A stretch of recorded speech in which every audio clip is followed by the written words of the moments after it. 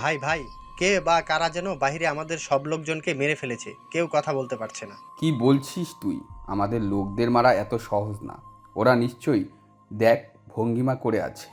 আমাদের লোকগুলো সবাই বিদেশ থেকে ট্রেনিং পোক্ত। এদের মারা বাংলাদেশের কোনো গ্যাংস্টারের পক্ষে সম্ভব নয়। ভাই বিশ্বাস করেন, বাইরে গিয়ে দেখেন সবাই রক্তাক্ত অবস্থায় মাটিতে লুটিয়ে আছে। মারুফ শিকদার ছেলেটার কথাই কেমন ভয় পাই দেখতে পাই। উদ্বেগ নিয়ে মারুফ শিকদার গোডাউন ঘরের বাইরে দেখতে পাই, হ্যাঁ, তার প্রত্যেকটা ছেলে মাটিতে লুটিয়ে আছে। ওইদিকে তাকিয়ে কি দেখছিস? এইদিকে তাকা একবার। পাশ থেকে মারুফ শিকদারকে কথাটা বলে কেউ একজন। মারুফ শিকদার ওইদিকে তাকিয়ে দেখে একটা ছেলে গাড়ির উপর বসে আছে, একদম নায়কের মতো পায়ের উপর পা রেখে, মুখে জ্বলন্ত সিগারেট।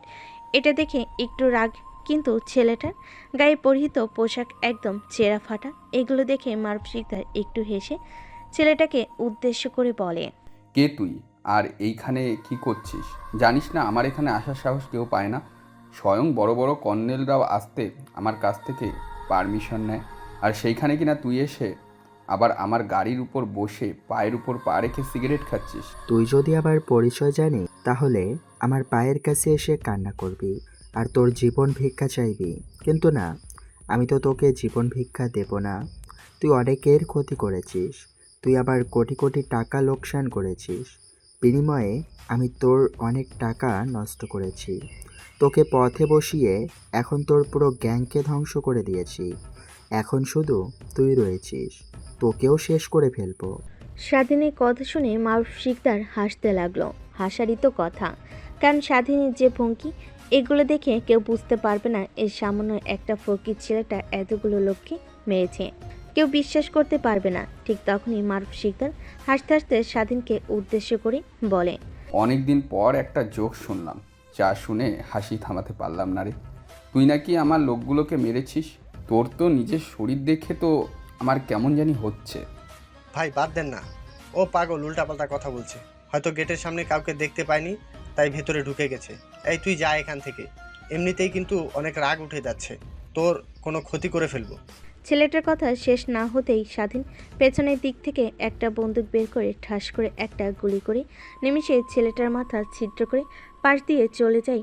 ছেলেটা মাটিতে লুটিয়ে পড়ে মুখ দিয়ে শুধু কেবল বলল, তুই কথাটা বলি ছেলেটা মাটিতে লুটিয়ে পড়ে। তখনই মারুফ শিকদার বুঝে যায় যে এটা কোনো সামান্য ছেলে নাই, তাই দৌড়ে স্বাধীনের সামনে গিয়ে মাটিতে লুটিয়ে বসে স্বাধীনের দিকে দুহাত জোর করে বলতে লাগে, আমি জানি না আপনি কে, প্লিজ আমাকে ক্ষমা করে দেন। আমি নিজের অজান্তেই আপনাকে অনেক কথা বলেছি, প্লিজ আমার জীবনটা ভিক্ষা দেন আপনি। হা হা হা হা হা। তোর কথা শুনে অনেক হাসি পাচ্ছে রে। আমার তুই একটু আগেই কে কে যেন বললি, এখন আবার আমার পায়ের কাছে এসে জীবন ভিক্ষা চাচ্ছিস? তোর জীবনের শেষ একটা ইচ্ছা বল।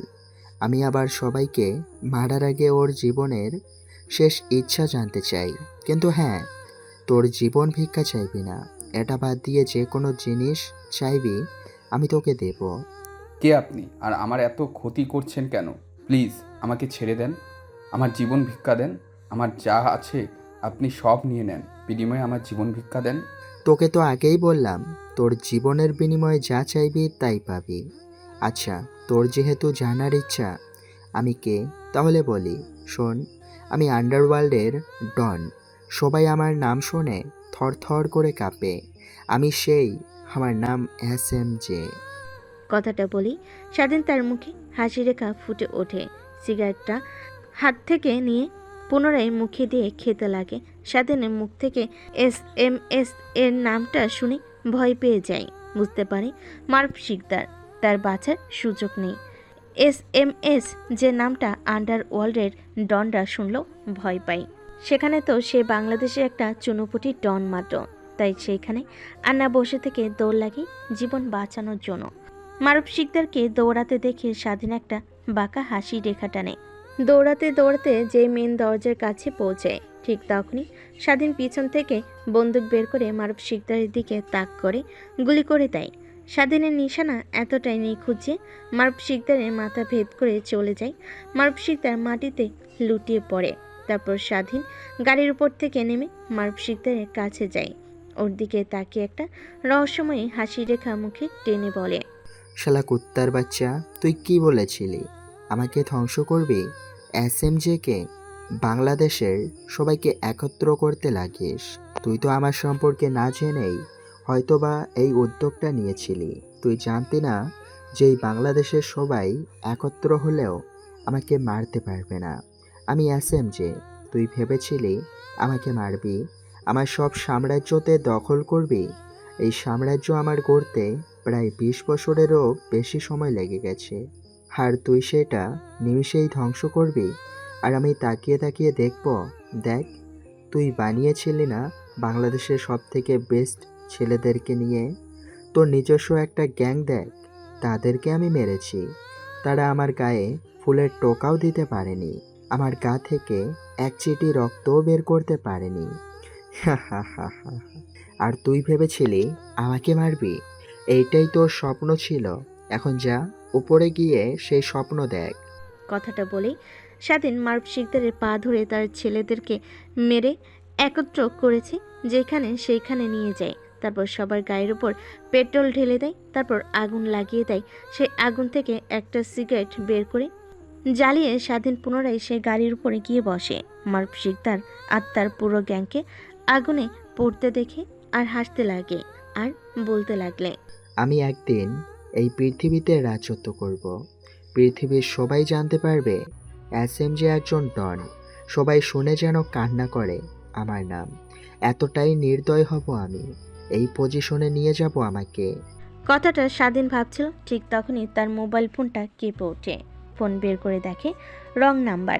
সচরাচর তার নাম্বারে রং নাম্বার থেকে কল আসে না। স্বাধীন উদ্বেগ নিয়ে রিসিভ করে কানে কাছে ধরতেই ওপাশ থেকে একটা লোক বলতে লাগে, স্বাধীন, আমি তোমার বস ইমরান।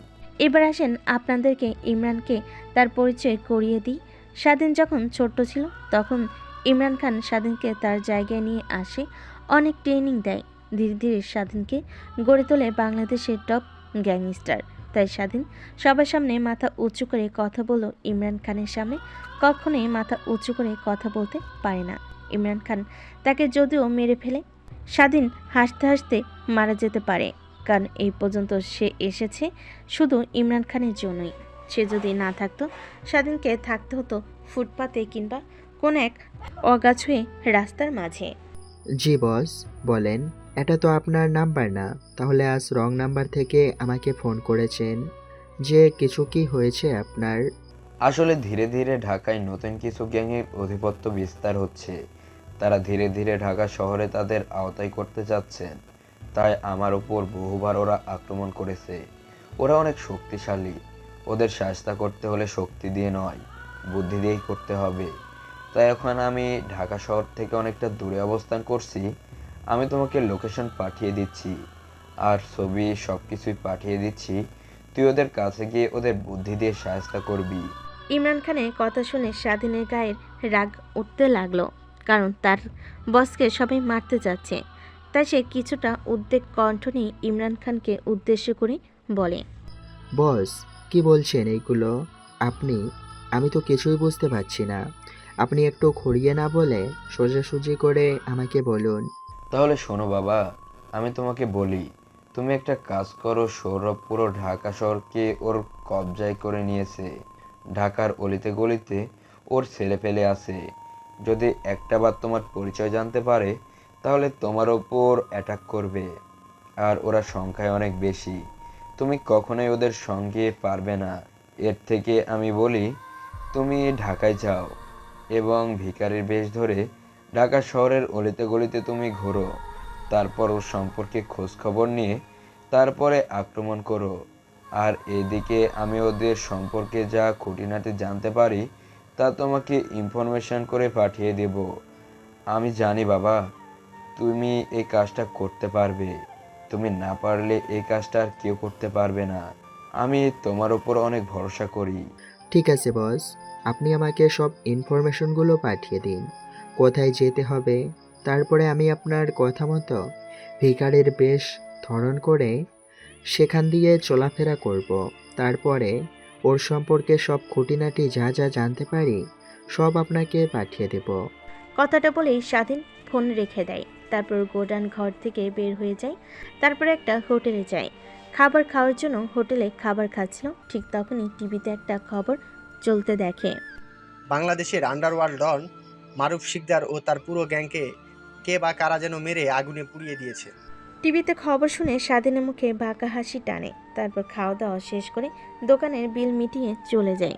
দোকান থেকে বের হতেই স্বাধীনের ফোনে টুং করে শব্দ হয়। ফোনটা বের করে দেখে মেসেজটা পাঠিয়েছে। সেখানে ঢাকায় গিয়ে কাকে সাহায্য করতে হবে, কাকে খতম করতে হবে, এসব ইনফরমেশন ছিল। তারপর স্বাধীন তার গ্যাংয়ের লোক একজনকে ফোন করে একটু পর স্বাধীনের কাছে একটা গাড়ি নিয়ে আসে।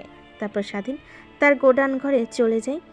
ঢাকাতে থাকা তার কিছু লোকজনের কাছে ছেলেটার ইনফরমেশন পাঠিয়ে দেয়। তারপর তারা ছেলেটার সম্পর্কে সব কিছু জানতে পারে। স্বাধীনকে ফোন করে বলতে লাগে, বস, আপনি যার ইনফরমেশন আমাকে পাঠিয়েছিলেন, আমি ওনার খোঁজ নিয়েছি। জানতে পেরেছি যে উনি নাকি একটা সম্ভ্রান্ত পরিবারের ছেলে। ওনার বাবা ঢাকার বিশিষ্ট ব্যবসায়ী, প্লাস ঢাকাতে তার বাবার বড় বড় মন্ত্রীদের সাথে হাত রয়েছে। তার কারণেই সে এত পাওয়ারফুল হয়ে উঠেছে। ঢাকাতে অল্প দিনেই সে অনেক কিছু অর্জন করেছে। আমি এও জানতে পেরেছি যে ও নাকি কিছুদিনের মধ্যে SM যে কিনা বাংলাদেশের টপ ডন, পুরো বিশ্বের টপ আন্ডারওয়ার্ল্ড ডন, তাকে মারার প্রস্তুতি নিচ্ছে।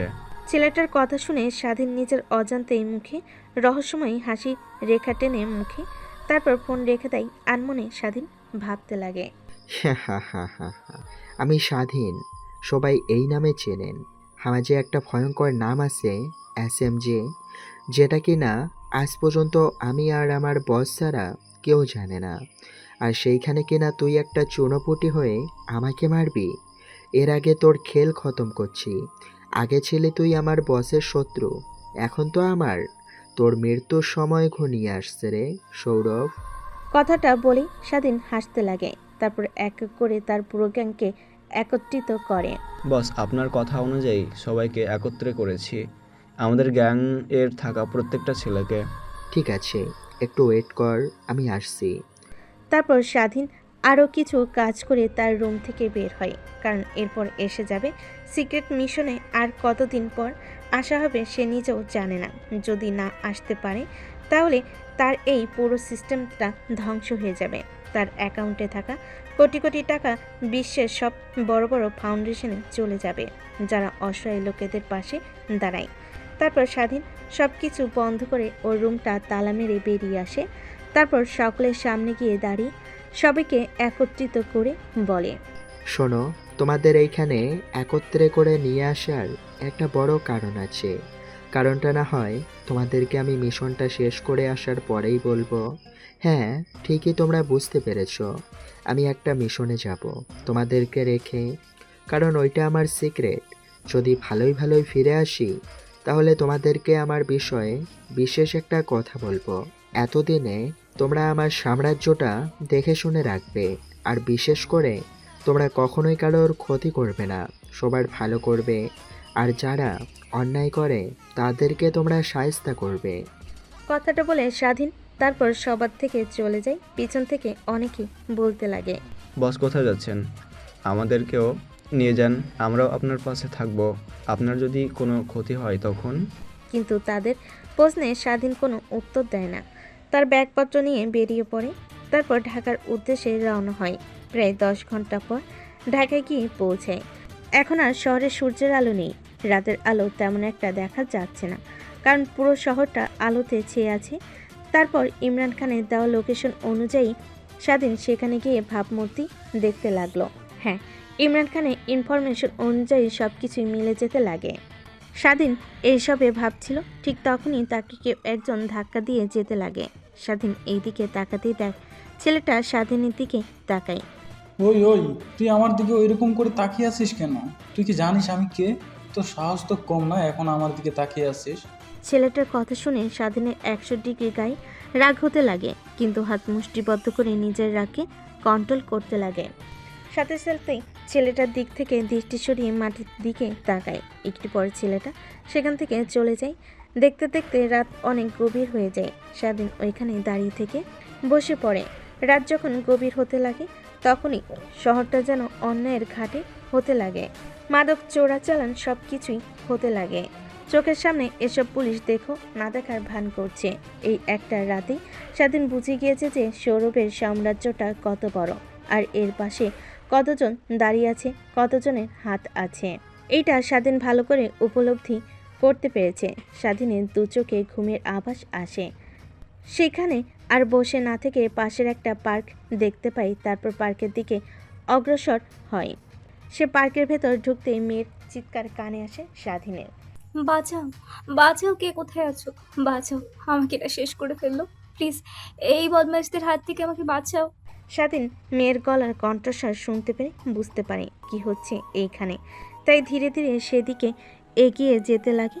দেখতে পাই অনেকগুলো ছেলে একটা মেয়েকে রেপ করার চেষ্টা করছে, কিন্তু মেয়েটা তাদের কাছ থেকে বাঁচার অনেক চেষ্টা করছে, কিন্তু পারছে না। প্রতিনিয়তই ছেলেগুলো তাকে খুবলে খাওয়ার চেষ্টা করছে। স্বাধীনের মাথায় রাগ উঠে যায়।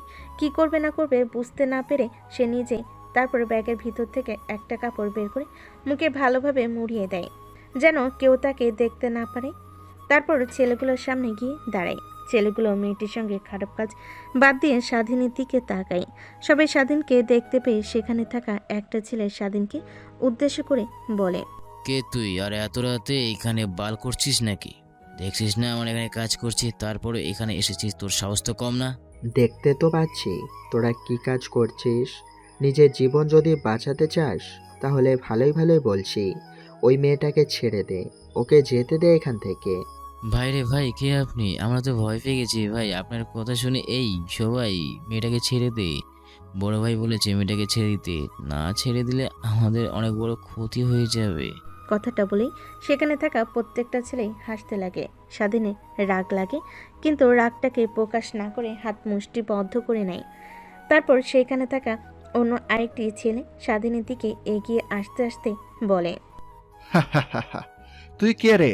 তোর কথা শুনে আমরা ছেড়ে দেব? আমরা কে তুই হয়তো জানিস না। যেখানে কিনা পুলিশ এসেও আমাদেরকে এই কথাটা বলার সাহস পায় না, সেখানে তুই বলিস আজকে তোর একদিন কি আমাদের একদিন। দেখি তুই জীবন নিয়ে কিভাবে এখান থেকে যেতে পারিস। কথাটা বলতে বলতে ছেলেটা স্বাধীনের দিকে এগিয়ে আসতে লাগে। যখন স্বাধীনকে লাথি দিতে যাবে ঠিক তখনই স্বাধীন ছেলেটার পা ধরে গাছের সঙ্গে নিয়ে গিয়ে মারে।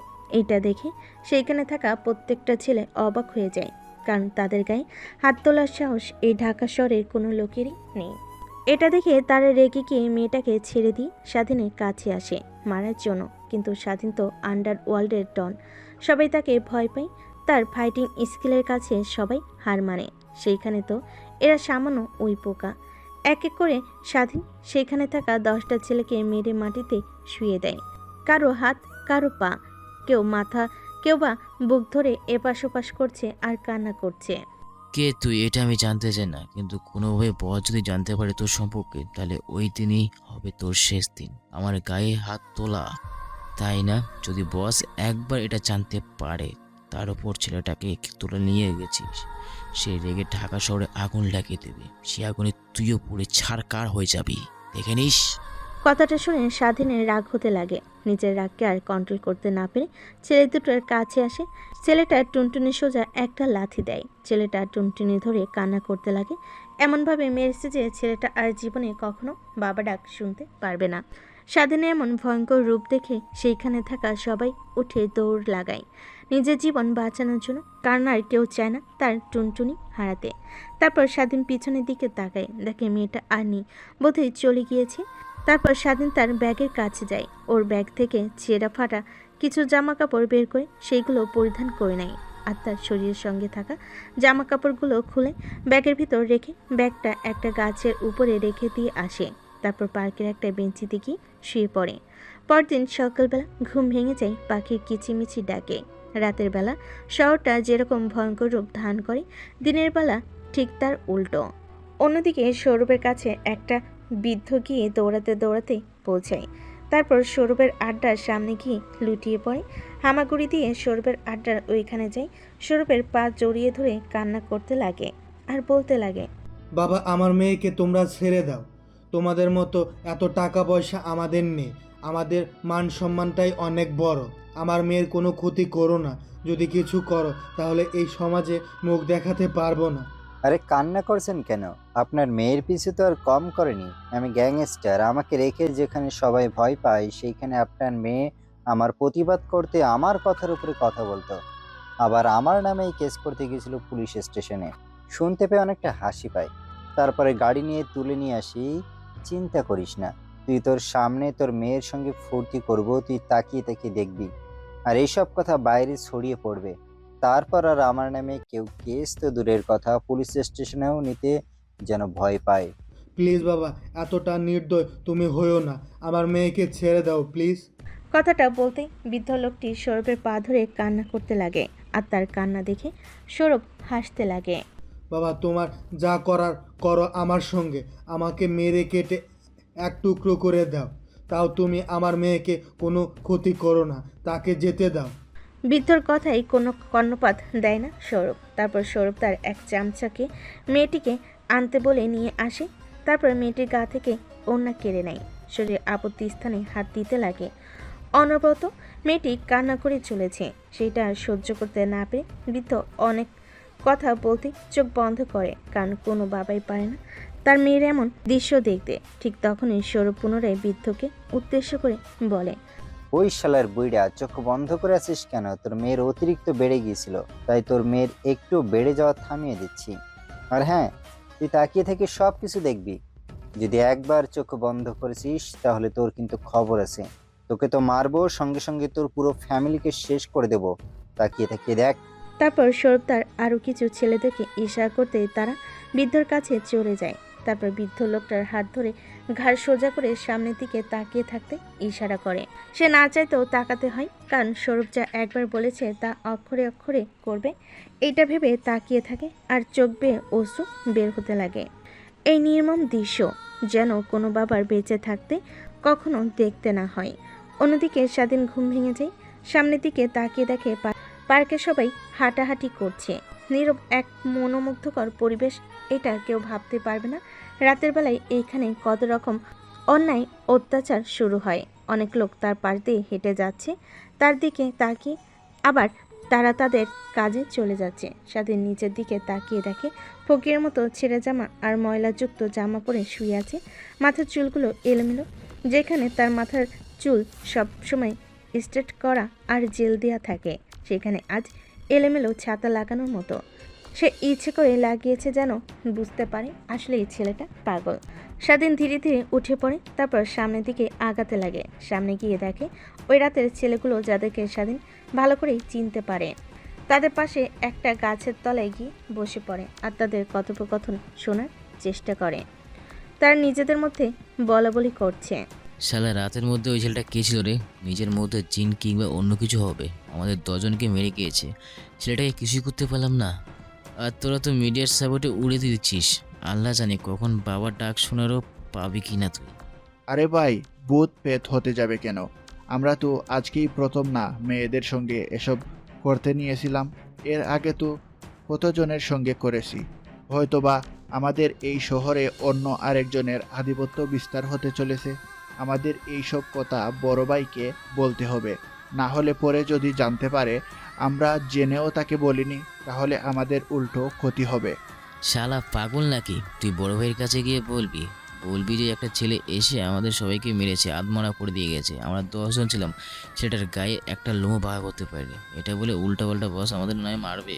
তাহলে কি করব? কিছুই তো মাথার ভিতরে ঢুকতেছে না। তুই কিছু একটা চিন্তা কর। শোন, যেহেতু আমাদের শহরে নতুন আর একজন অধ্যাপতি বিস্তার হতে চলেছে, তাহলে যেভাবেই হোক ওকে খুঁজে বের করে নিতে হবে। এই শহরে তো আছি নাকি, খোঁজ নিতে হবে, তারপর বড় ভাইকে ইনফর্ম দিলে তখন বড় ভাই ওর ব্যবস্থা করবে। ঠিক বলেছিস তুই, এইটাই করি তাহলে। এখন থেকে ওর খোঁজ নিতে হবে।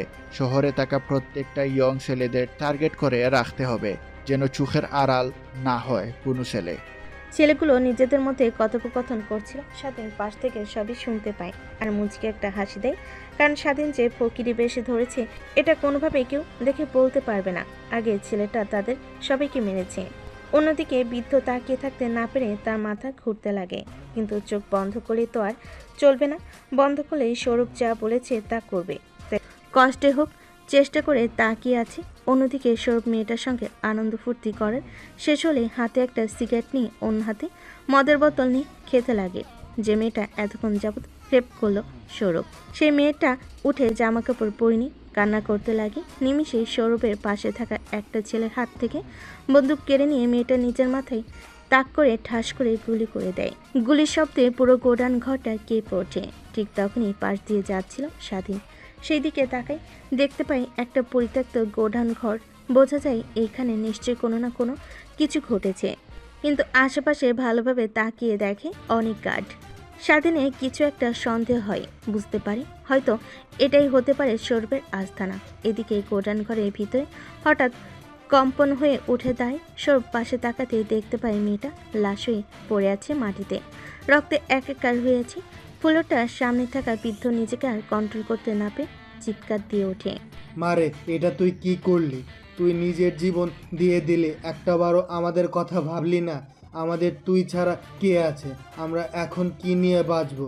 তোর মাকে বলেছিলাম তোকে নিয়ে আমি বাসায় ফিরবো, কিন্তু তোর লাশ নিয়ে বাসায় কি মুখ নিয়ে তোর মার সামনে যাব বল? কথাটা বলে বৃদ্ধ লোকটি তার মেয়ের কাছে গিয়ে বলতে লাগে। নিমিষে সেই বৃদ্ধ লোকটা অগ্নিবরণ ধারণ করে সৌরভের দিকে তাকিয়ে বলতে লাগে, তুই যা করলি আমার মেয়ের সঙ্গে এর বিচার একদিন না একদিন তুই পাবি। দেখবি একদিন ঠিক তোকে এইভাবে একজন মেরে ফেলবে। আমি তোকে অভিশাপ দিয়ে গেলাম, সে মৃত্যুর খবর আমি হয়তো শুনতে পাবো না, কিন্তু আমি যেখানে থাকি শুনতে পাই, সেখান থেকে অনেক অনেক খুশি হব, যেটা কিনা আমি আমার জীবনের কখনোই হইনি। আর আরেকটি কথা, তোর সামনে তোর মেয়েকে যদি কেউ রেপ করে তুই সইতে পারবি না। আমি সেই কথা বলছি না, তোকে অভিশাপ দিচ্ছি, তুই ধ্বংস হবি। তোকে ঠিক কিভাবে মারবে এটা আমি নিজেও বুঝতে পারছি না। তোর মৃত্যু দেখে পুরো শহরটা খুশিতে ঈদের মতো আনন্দ উদযাপন করবে। এই কি দেখছিস তাই কি দেখে?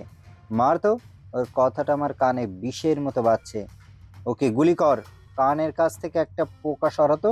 সৌরভের কথা শেষ না হতেই পাশ থেকে একটা ছেলে বৃদ্ধ লোকটাকে তাক করে গুলি করে। প্রথম গুলিটা বৃদ্ধর বাম পাশে লাগে, দ্বিতীয়টা বৃদ্ধর মাথা বরাবর লাগে। বৃদ্ধ লোকটা মাটিতে লুটিয়ে পড়ে রক্তে একাকার হয়ে যায় পুরো মেঝেটা। সৌরভ এই দিকে তাকিয়ে তার মুখে হাসি রেখা টেনে বলে, যা, বাবা মেয়েকে জঙ্গলের কোনো একটা জায়গায় নিয়ে ফেলে রেখে আয়। আর কার হাত থেকে বন্দুক কেড়ে নিয়ে মেয়েটা নিজেকে গুলি করেছে ও আমার সামনে আয়। কথাটা শুনেই পাশ থেকে ছেলেটার গা হাত পা কাঁপতে লাগে। সে ঘেমে একাকার হয়ে যায়। সে ভালো করে উপলব্ধি করতে পারে নিঘাত তার কপালে শনি আছে, নিজের জীবনের মায়া ত্যাগ করতে হবে তাকে। এটা বুঝতে পারে মেয়েটার দিকে দৌড়ে যেতে লাগে। তারপর মেয়েটার কাছ থেকে বন্দুক হাতে নিয়ে সৌরভের দিকে তাক করে। সৌরভ নিমিষেই তার সোফার উপরে থাকা পিস্তলটা নিয়ে ছেলেটার দিকে গুলি করে। ছেলেটা মাটিতে লুটিয়ে পড়ে। এটা দেখে আশেপাশে থাকা সবাই অবাক হয়ে যায়। সৌরভ হাসতে হাসতে বলে, যেই ছেলে নিজের গলিটা সামলিয়ে রাখতে পারে না, সে আবার কিভাবে আমার দলের সদস্য হয়ে থাকতে পারে? অবশ্যই ছেলেটা একটু জিনিয়াস ছিল। আমার কথাটা বুঝতে পেরেই নিজের জীবন বাঁচানোর জন্য আমাকে গুলি করতে নিয়েছিল, কিন্তু ও তো জানে না আমি শেয়ানা। আমার হাত থেকে বাঁচা একদমই অসম্ভব। ওদের জন্ম দিয়েছি আমি, আর আমাকে মারতে চায়। কথাটা বলে সৌরভ হাসতে লাগে। অপর পাশে থাকা সবাই সৌরভের হাসির দিকে তাকিয়ে আছে। সবাই যেন স্তব্ধ হয়ে যায়, কারণ এখানে মরে যাওয়ার কথা ছিল তার। সেখানে চোখের পলকেই সৌরভ ছেলেটাকে গুলি করে দেয়। সবাই অবাক হয়ে তার দিকে তাকিয়ে আছে। তারপর সৌরভ আগের মতো মদ আর সিগারেট দুইটা একসঙ্গে খেতে লাগে। ওই কি দেখছিস তাকিয়ে থেকে? যা, ওইটাকেও একসঙ্গে নিয়ে গিয়ে জঙ্গলের কোনো একটা কোনায় ফেলে রেখে আয়, যেন রাতে হিংস্র পশু বের হয়ে তাদের তিনজনকে খুব লেখায়।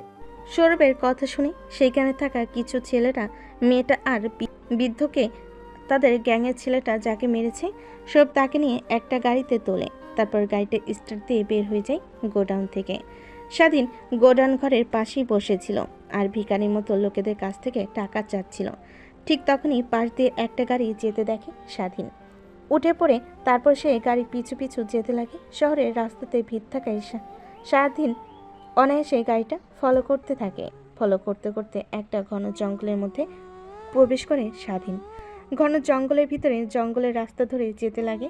সামনের দিকে এগিয়ে যেতেই দেখে একটা গাড়ির হেডলাইট জ্বালানো। স্বাধীন বুঝতে পারে ওইটাই হয়তো সেই গাড়িটার সামনে এগিয়ে গিয়ে দেখে গাড়ি থেকে 3টা লাশ বের করে পাশের একটা জায়গায় রেখে দিচ্ছে। তারপর লাশগুলো রাখা হলে গাড়ি স্টার্ট দিয়ে চলে যেতে লাগে। স্বাধীন পাশের একটা গাছের পাশে গিয়ে দাঁড়ায়। তারপর লাশগুলোর কাছে গিয়ে বোঝার চেষ্টা করে কে এইগুলা। তারপর সামনের দিকে এগিয়ে দেখে একটা মেয়ে হালকা হাত নাড়াচাড়া করছে। স্বাধীন সঙ্গে সঙ্গে মেয়েটার কাছে যায়। তার হাত ধরে পালস চেক করে দেখতে পায় মেয়েটার পালস এখনও চলছে, এতে মেয়েটা বেঁচে আছে। তারপর বৃদ্ধ লোকটার কাছে যায়, দেখতে পায় সে ডেড। তারপর ছেলেটার কাছে যায়, দেখতে পায় সেও মরে গেছে। স্বাধীন কী করবে বুঝতে না পেরে তারপর প্যান্টের ভিতর থেকে একটা ফোন বের করে SMS করে জঙ্গলের লোকেশন তার বসকে পাঠিয়ে দেয়। সঙ্গে খুব তাড়াতাড়ি আসতে বলে। কথাটা SMS করে পাঠিয়ে দিই স্বাধীন জঙ্গল থেকে বের হয়ে যেতে লাগে। সামান্য দূরে যাওয়ার পর দেখতে পায় পিছনে একটা গাড়ি এসে ব্রেক করে। পিছনের দিকে স্বাধীন তাকিয়ে বুঝতে পারে তার বস পাঠিয়েছে গাড়িটা। তারপর স্বাধীন পূর্বের নাই সেই গোডাউন ঘরের সামনে চলে আসে। তারপর ফুটপাতের উপর বসে থেকে ভিক্ষা করতে লাগে। দেখতে দেখতে অনেকটা সময় পার হয়ে যায়। গোডাউন ঘরের ভিতর থেকে অনেকগুলো গাড়ি আসা যাওয়া করতে লাগে। স্বাধীন শুধু সেখানে বসে থেকে প্রত্যেকটা গাড়ির নাম্বার প্লেট দেখতে লাগে। নাম্বার প্লেটগুলো দেখে এইটুকু উপলব্ধি করতে পারে যে সর্বের পিছে অনেক সরকারি উচ্চপদস্থ লোকেরা রয়েছে। এই কারণে তার গায়ে এত জোর। দেখতে দেখতে রাত হয়ে যায়। রাতের আধারে শহরটা ভয়ঙ্কর রূপ ধারণ করে। রাতে যখন গেটের সামনে থাকা ছেলেগুলো ধ্যান ভাঙে, স্বাধীন টুকটুক করে গোডাউন ঘরের ভিতরে প্রবেশ করে। গোডাউন ঘরের সামনে গিয়ে দেখতে পায় অনেকগুলো ছেলে সামনের দিকে দাঁড়িয়ে আছে আর তাদের সামনে স্বাধীন বসে আছে। একটা লোক স্বাধীনের সামনে গোডাউন ঘরের সামনে গিয়ে দেখতে পায় অনেক বড় অনেকগুলো ছেলে সামনের দিকে দাঁড়িয়ে আছে।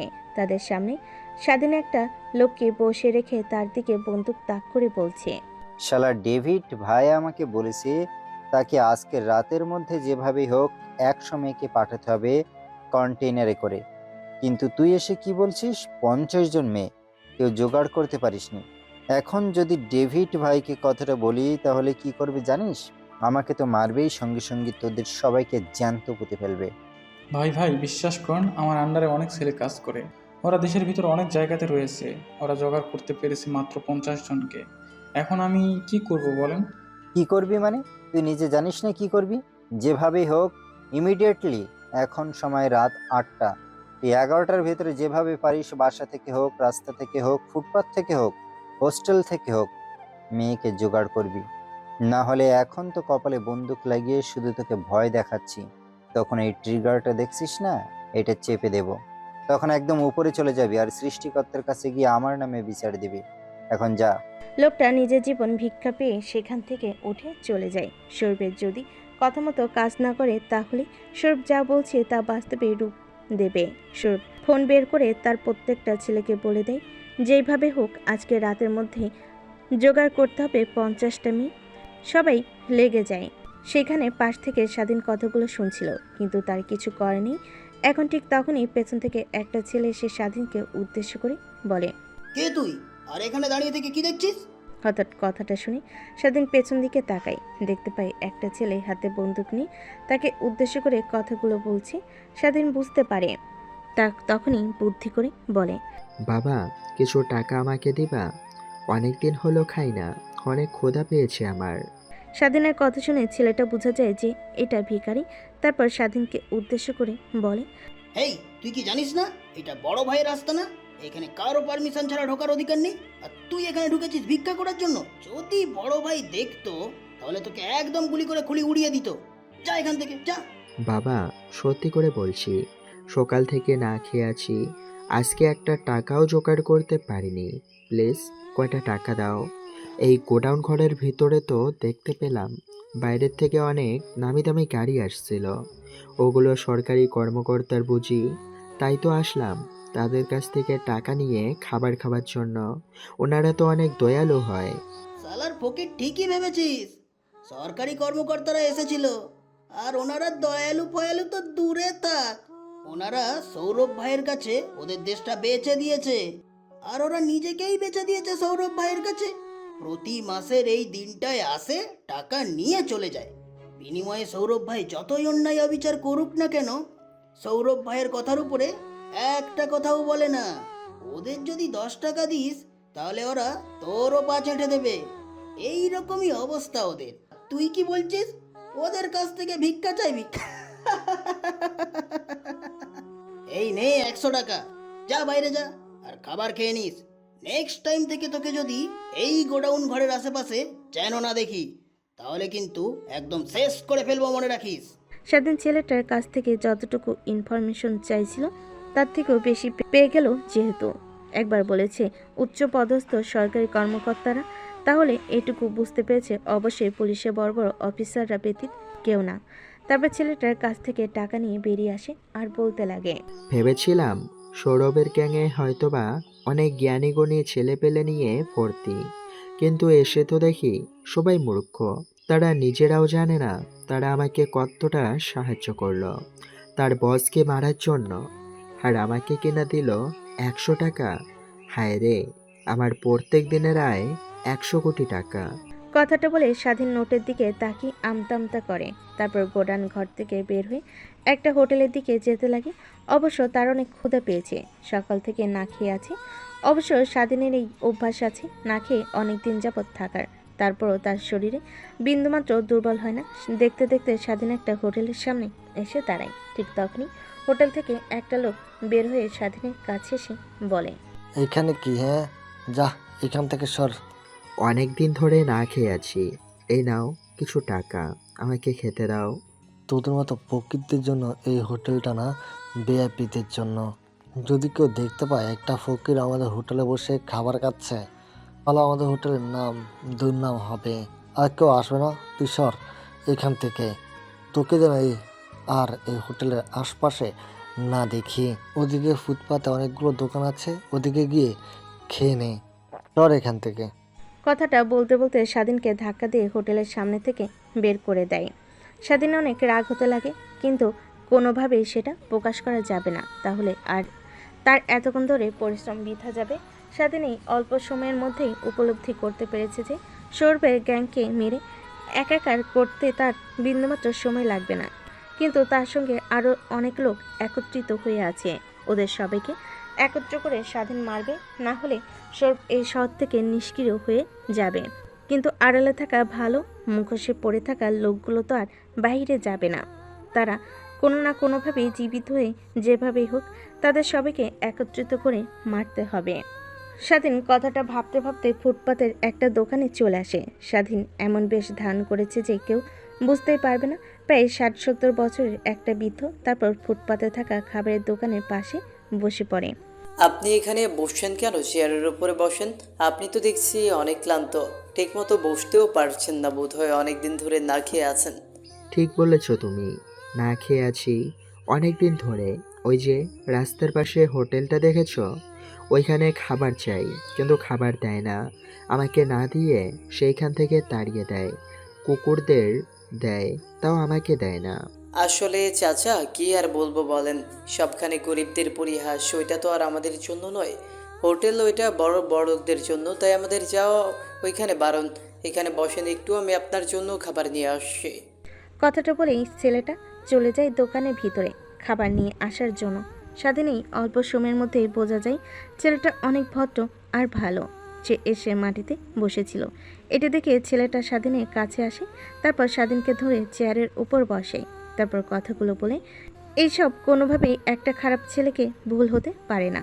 এইসবই ভাবছিল, ঠিক তখনই ছেলেটা একটা প্লেটে কিছু ভাত আর ডাল সঙ্গে ভাজি নিয়ে এসে স্বাধীনের দিকে এগিয়ে দেয় আর বলে, আঙ্কেল এইগুলো খেয়ে নেন, আর আরও যদি লাগে তাহলে আমাকে বলবেন, আমি এখানেই বসে আছি। কথাটা বলে ছেলেটা একটা চেয়ারে গিয়ে বসে পড়ে। স্বাধীন হাত ধুয়ে খাবার খেতে লাগে। স্বাধীন খাবার খাচ্ছিল আর মাঝে মাঝে ছেলেটার দিকে তাকিয়ে দেখে কি করছে সে। ঠিক তখনই দোকানের সামনে দিয়ে একটা কন্টেনার গাড়ি যেতে লাগে। ছেলেটা সেই দিকে তাকিয়ে বলে, আল্লাহ জানে আজকে কোন মায়ের কোলছে খালি হচ্ছে। শালারা প্রত্যেক সপ্তাহে শত শত মেয়ে পাচার করছে, এদের বিচার আল্লাহ করবে না? ছেলেটার কথা শুনে স্বাধীন তার থেকে প্রশ্নসূচক দৃষ্টি নিক্ষেপ করে বলে, বাবা কি বলছো তুমি? শত শত মায়ের কোল খালি হচ্ছে, আবার বলছো প্রত্যেক সপ্তাহে? হ্যাঁ ঠিকই তো বলছি, জানেন না আপনি আঙ্কেল? প্রত্যেক সপ্তাহে শুক্রবারে প্রায় 100 জনের মতো মেয়ে পাচার করে বিদেশে প্রত্যেকদিন ওই গোডাউন ঘর থেকে অনেক আর্তনাদ চিৎকার ভেসে আসে, কিন্তু কি করব বলেন, আমরা তো নিরুপায়। আমরা সামান্য মাত্র মানুষ, আমাদের থেকে উচ্চ কর্মকর্তারাও সৌরভের কোনো ক্ষতি করে না। মানে? আসলে বিদেশে সৌরভ মেয়ে পাচার করে প্রত্যেক শুক্রবারে প্রায় শত শত মেয়ের বেশি। ওকে কেউ থামাতে পারে না, কারণ ও তো পুরো বাংলাদেশের পুলিশ প্রশাসন সব কিনে রেখেছে নিজের হাতের মুঠোয়। তা বাদ দেই সেসব কথা। আপনাকে তো দেখলাম গুদামঘর থেকে আসা, ওই ঘরের ভেতরে গিয়েছিলেন কেন? আসলে বাবা, বলো না, অনেক খিদে পেয়েছিল, তাই গুদাম ঘরের দিকে অনেক দামি দামি গাড়ি যেতে দেখি, তাই ভেবেছিলাম ওইখানে গেলে আমাকে অনেক টাকা ভিক্ষা দেবে, তার জন্য। আঙ্কেল, জীবন থাকতে আর কখনো যেন ওই গোডাউন ঘরের ভেতরে ঢোকার দুঃসাহস না করেন, কারণ ওইখানে কেউ ঢোকা তো দূরের কথা, সৌরভের পারমিশন ছাড়া একটা কাক পক্ষীও নড়ে না। স্বাধীন খাবার খাচ্ছিল, তার পাশাপাশি সৌরভের সম্পর্কে কিছু তথ্য জোগাড় করছিল, যাতে স্বাধীনের সৌরভের বিরুদ্ধে অ্যাকশন নিতে সহজ হয়। এসব আর কি অন্যদিকে কথা। মা, কোথায় যাচ্ছিস তুই এত রাতে? বাবা, বলো না, বান্ধবীদের সঙ্গে গ্রুপ স্টাডি করতে হবে, সামনে এক্সাম তো, তার জন্য। আচ্ছা মা, যা দেখে শুনে যাস। এমনিতে আমার কিন্তু অনেক শত্রু, তা তো তুই ভালো করেই জানিস। নেহা তার বাবা অর্থাৎ ইমরান খানের কথা শুনে একটু বাঁকা হাসি দিয়ে আনমনে ভাবতে লাগে। বাবা, তুমি নিজেও জানো না তোমার মেয়ে কে। তোমার মেয়েকে দেখে এখন বড় বড় গ্যাংস্টাররাও যে ভয় পায়, না জানি কখন তাদেরকে মেরে ফেলে আমি।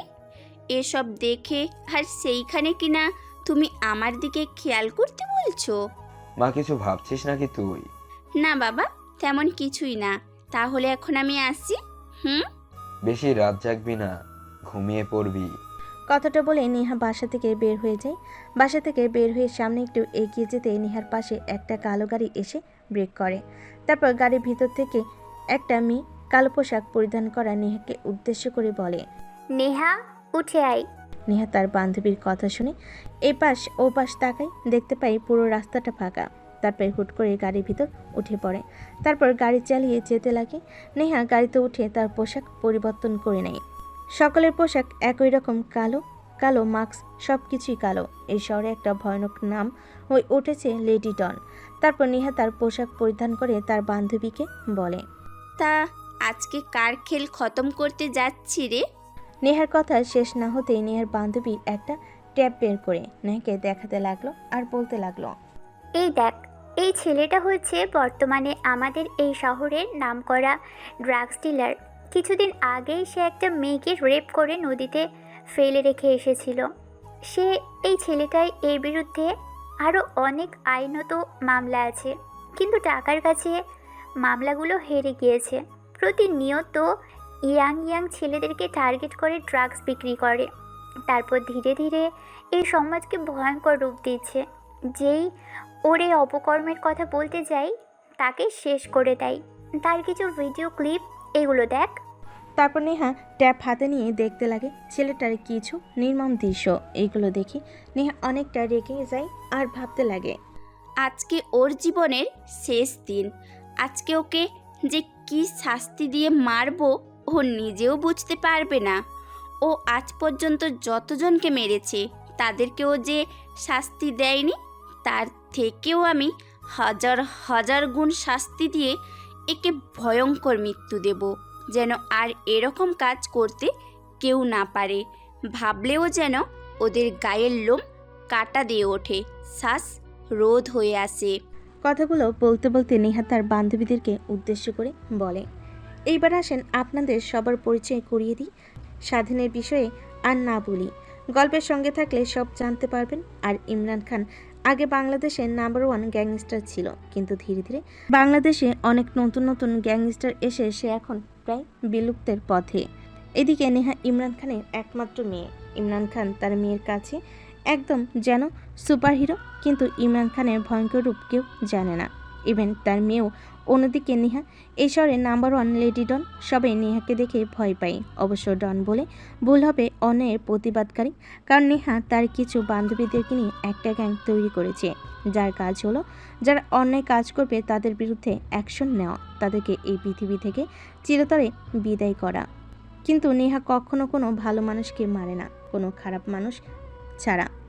এটুকু জানলে আপনাদের চলবে, বাকিটা গল্পের সঙ্গে থাকলেই ঠিক জানতে পারবেন। এবার আসেন আপনাদের আবার ফিরিয়ে নিয়ে যাই ঢাকা সেই সৌরভের গোডাউন ঘরে।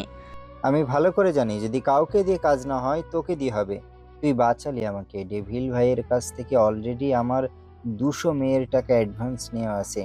তাকে বলেছি এই সপ্তাহের মধ্যে কোনো না কোনোভাবে তাকে দিয়ে দেব। যদি না পারতাম তাহলে তার কাছে ছোট হতাম আর আমাকে বিশ্বাস করতো না। আর তোর উপর আমি এইটুকু ভরসা করি যে তুই যেভাবেই হোক আমার কথা রক্ষার্থে তুই শহরের আনাচে কানাচে থেকে মেয়ে ধরে নিয়ে আসবি। আনাচে কানাচে বলতে এইসব মেয়েগুলোকে তো কলেজ হোস্টেল থেকে ধরে নিয়ে এসেছি, না হলে এই অল্প সময়ের মধ্যে কীভাবে এতগুলো মেয়েকে জোগাড় করব। শালা কি বলছিস? এইগুলো কলেজ হোস্টেল থেকে মেয়েদেরকে ধরে নিয়ে এসেছিস, এখন তো বাস যাবে আমার উপর দিয়ে। যাক, যা করেছিস ভালোই করেছিস। এখন যা, এই কিছু টাকা নে, তোর ছেলেপেলেদেরকে নিয়ে আনন্দ ফুর্তি কর। আবার আগামী সপ্তাহে 100 মেয়েকে ধরে নিয়ে আসিস। আরে বস, আনন্দ ফুর্তি তো শুধু টাকা দিয়ে হয় না, একটু মজ মস্তি দরকার। মানে কলেজের হোস্টেল থেকে যে মেয়েদেরকে ধরে নিয়ে এসেছি তাদেরকে তো দেখতে পুরো আগুন কাড়া, যে কারোর মন পাগল করে দেওয়ার মতো। আমি তো অনেককে দেখে ক্রাশ খেয়েছি, অনেককে তো আর ভোগ করতে পারবো না। তাদের ভিতর থেকে বেছে বেছে একজনের সঙ্গে একটু এনজয় করতে চাই। আপনি যদি একটু পারমিশন দেন। আচ্ছা যা যা, তোর পছন্দ করে নে। হ্যাঁ, খেয়াল রাখিস আবার যেন মেরে না ফেলিস, তাহলে কিন্তু শর্ট পড়বে, আবার ডেভিল বস রাগ হয়ে যাবে।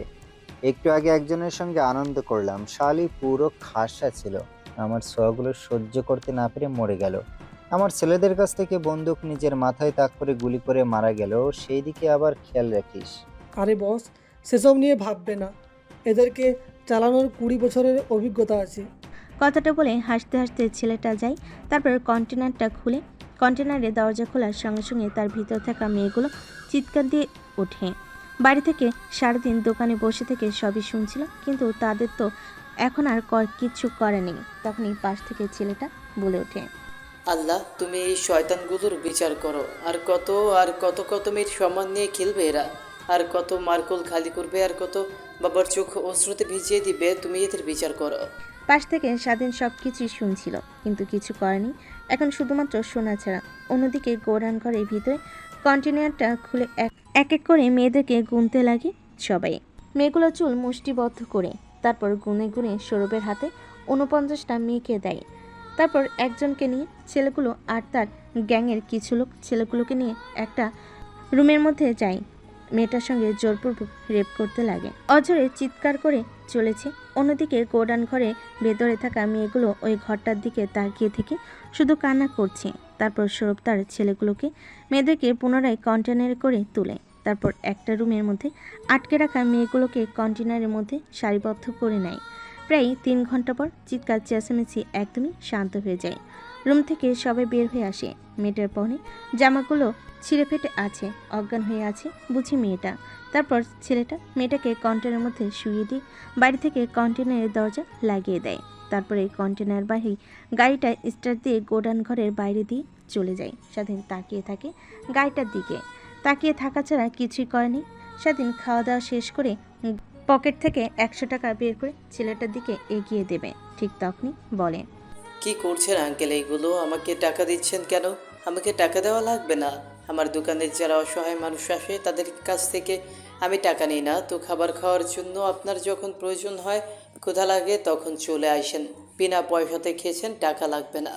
স্বাধীন ছেলেটার কথার উপরে আর কোনো কথা না বলে স্বাধীন ভাবতে লাগে এই ছেলেটার দ্বারা সৌরভের আরও ইনফরমেশনগুলো জানতে পারবে সে। যেহেতু তার গোডাউন ঘরের মেন গেটের সামনে তার দোকানটা, তাহলে কি হয় না হয় সব জানে। তাই একটু ভাব জমানোর জন্য স্বাধীন ছেলেটাকে উদ্দেশ্য করে পুনরায় বলল, আচ্ছা বাবা, তোমাকে তো দেখে মনে হচ্ছে তুমি অনেক স্মার্ট আর লেখাপড়া করেছো। তোমার কথা বলার ধরন আর চালচলন দেখে যা বুঝতে পেরেছি, তা তুমি ফুটপাতে দোকান দিয়েছো কেন? চাকরি বাকরি করলেও তো পারো।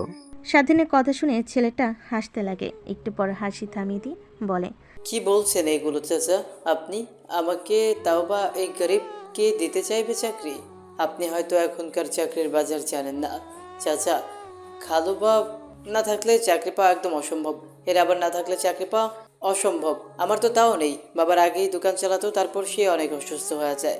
শেষমেশ কিছু বুঝতে না পেরে সংসারের হাল সামলানোর জন্য আমি সেই দোকানটা ধরি। এরপর থেকে দোকানদারি করতে লাগি। আর হ্যাঁ, আপনি ঠিকই ভেবেছেন, আমি মাস্টার্স কমপ্লিট করেছি কিন্তু কোনো চাকরি পাইনি। এখন দোকানদারি করতেছি আর কি।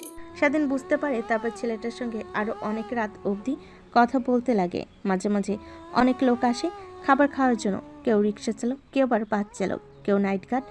এরাই যারা অল্প টাকায় খাবার খাইতে চায় তারাই আসে মাঝে মাঝে স্বাধীনের সঙ্গে। ছেলেটা কথা বলতে লাগে। কথা বলতে বলতে অনেক রাত হয়ে যায়। ছেলেটা দোকান বন্ধ করতে লাগে। অন্যদিকে আমরা চলে এসেছি। আমারই জানা ইনফরমেশন অনুযায়ী ওই ছেলেটা এই বাংলো বাড়িতেই থাকে। আর আজকেও জানতে পেরেছি যে ওর সঙ্গে নাকি বিদেশ থেকে কেউ একজন আসবে ড্রাগ ডিল করার জন্য। এখানে রাত 12টার সময়, এখন তো রাত 12টা 5 বাজে। তাহলে এই বাংলো বাড়ির ভিতরেই ড্রাগসের ডিল হচ্ছে। আমি তো এরকম কিছু একটা চেয়েছিলাম, এক ঢিলে 2 পাখি মারতে। তাহলে তোরা একটা কাজ কর, সবাই যে যার পজিশন নিয়ে নে।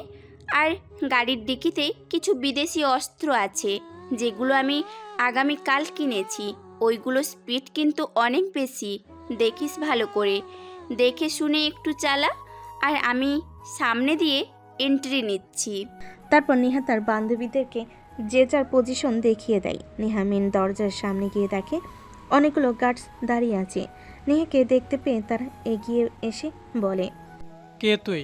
আর এখানে কি করছে এত রাতে? যা এখান থেকে যা, যদি নিজে ভালো চাস। আগে নিজের ভালো চাস তো আমার সামনে থেকে সর, না হলে একটাও জীবিত বাড়িতে ফিরতে পারবি না। Mind it. নিহার কথা শুনে সেইখানে থাকা ছেলেগুলো হাসতে লাগে। নিজেদের মধ্যে তাকে কথোপকথন করে। উরি বাবারে, ভয় পেয়েছি। ম্যাম প্লিজ আমাকে ছেড়ে দিন, আমাকে বাসা যেতে দিন। শালি এত রাতে এখানে এসেছিস, আবার আমাদের ভয় দেখাচ্ছিস? দেখছিস রে ওর কত বড় সাহস, আমাদের রাজ্যে এসে আমাদের ভয় দেখাচ্ছে। ওই শহরের একদিন কি আমাদের একদিন। কথাটা বলে ওইখানে থাকা ছেলেগুলো নিহার দিকে এগিয়ে আসতে লাগে আর কটমট করে কথা বলতে লাগে। নেহা এইগুলো দেখে তার কোমর থেকে পিস্তল বের করে ঠাস ঠাস করে 2টা গুলি করে দেয়। একটা গুলি ছেলেটার বুকে, আরেকটা গুলি ছেলেটির মাথা ছিদ্র করে অন্য পাশে থাকা কান ছুঁয়ে বেরিয়ে যায়। এটা দেখে সেখানে থাকা সবাই তো অবাক। একটা মেয়ে তাও আবার তাকে গুলি করেছে। এটা দেখে সেখানে থাকা আরও গার্ডসগুলো নেহার দিকে ঘুরে গুলি করতে থাকে। এদিকে নেহাও কম যায় না। কিছুক্ষণের মধ্যে নেহা সবাইকে গুলি করে মাটিতে ফেলে দেয়। তারপর ধীরে ধীরে সামনের দিকে এগিয়ে যেতে লাগে।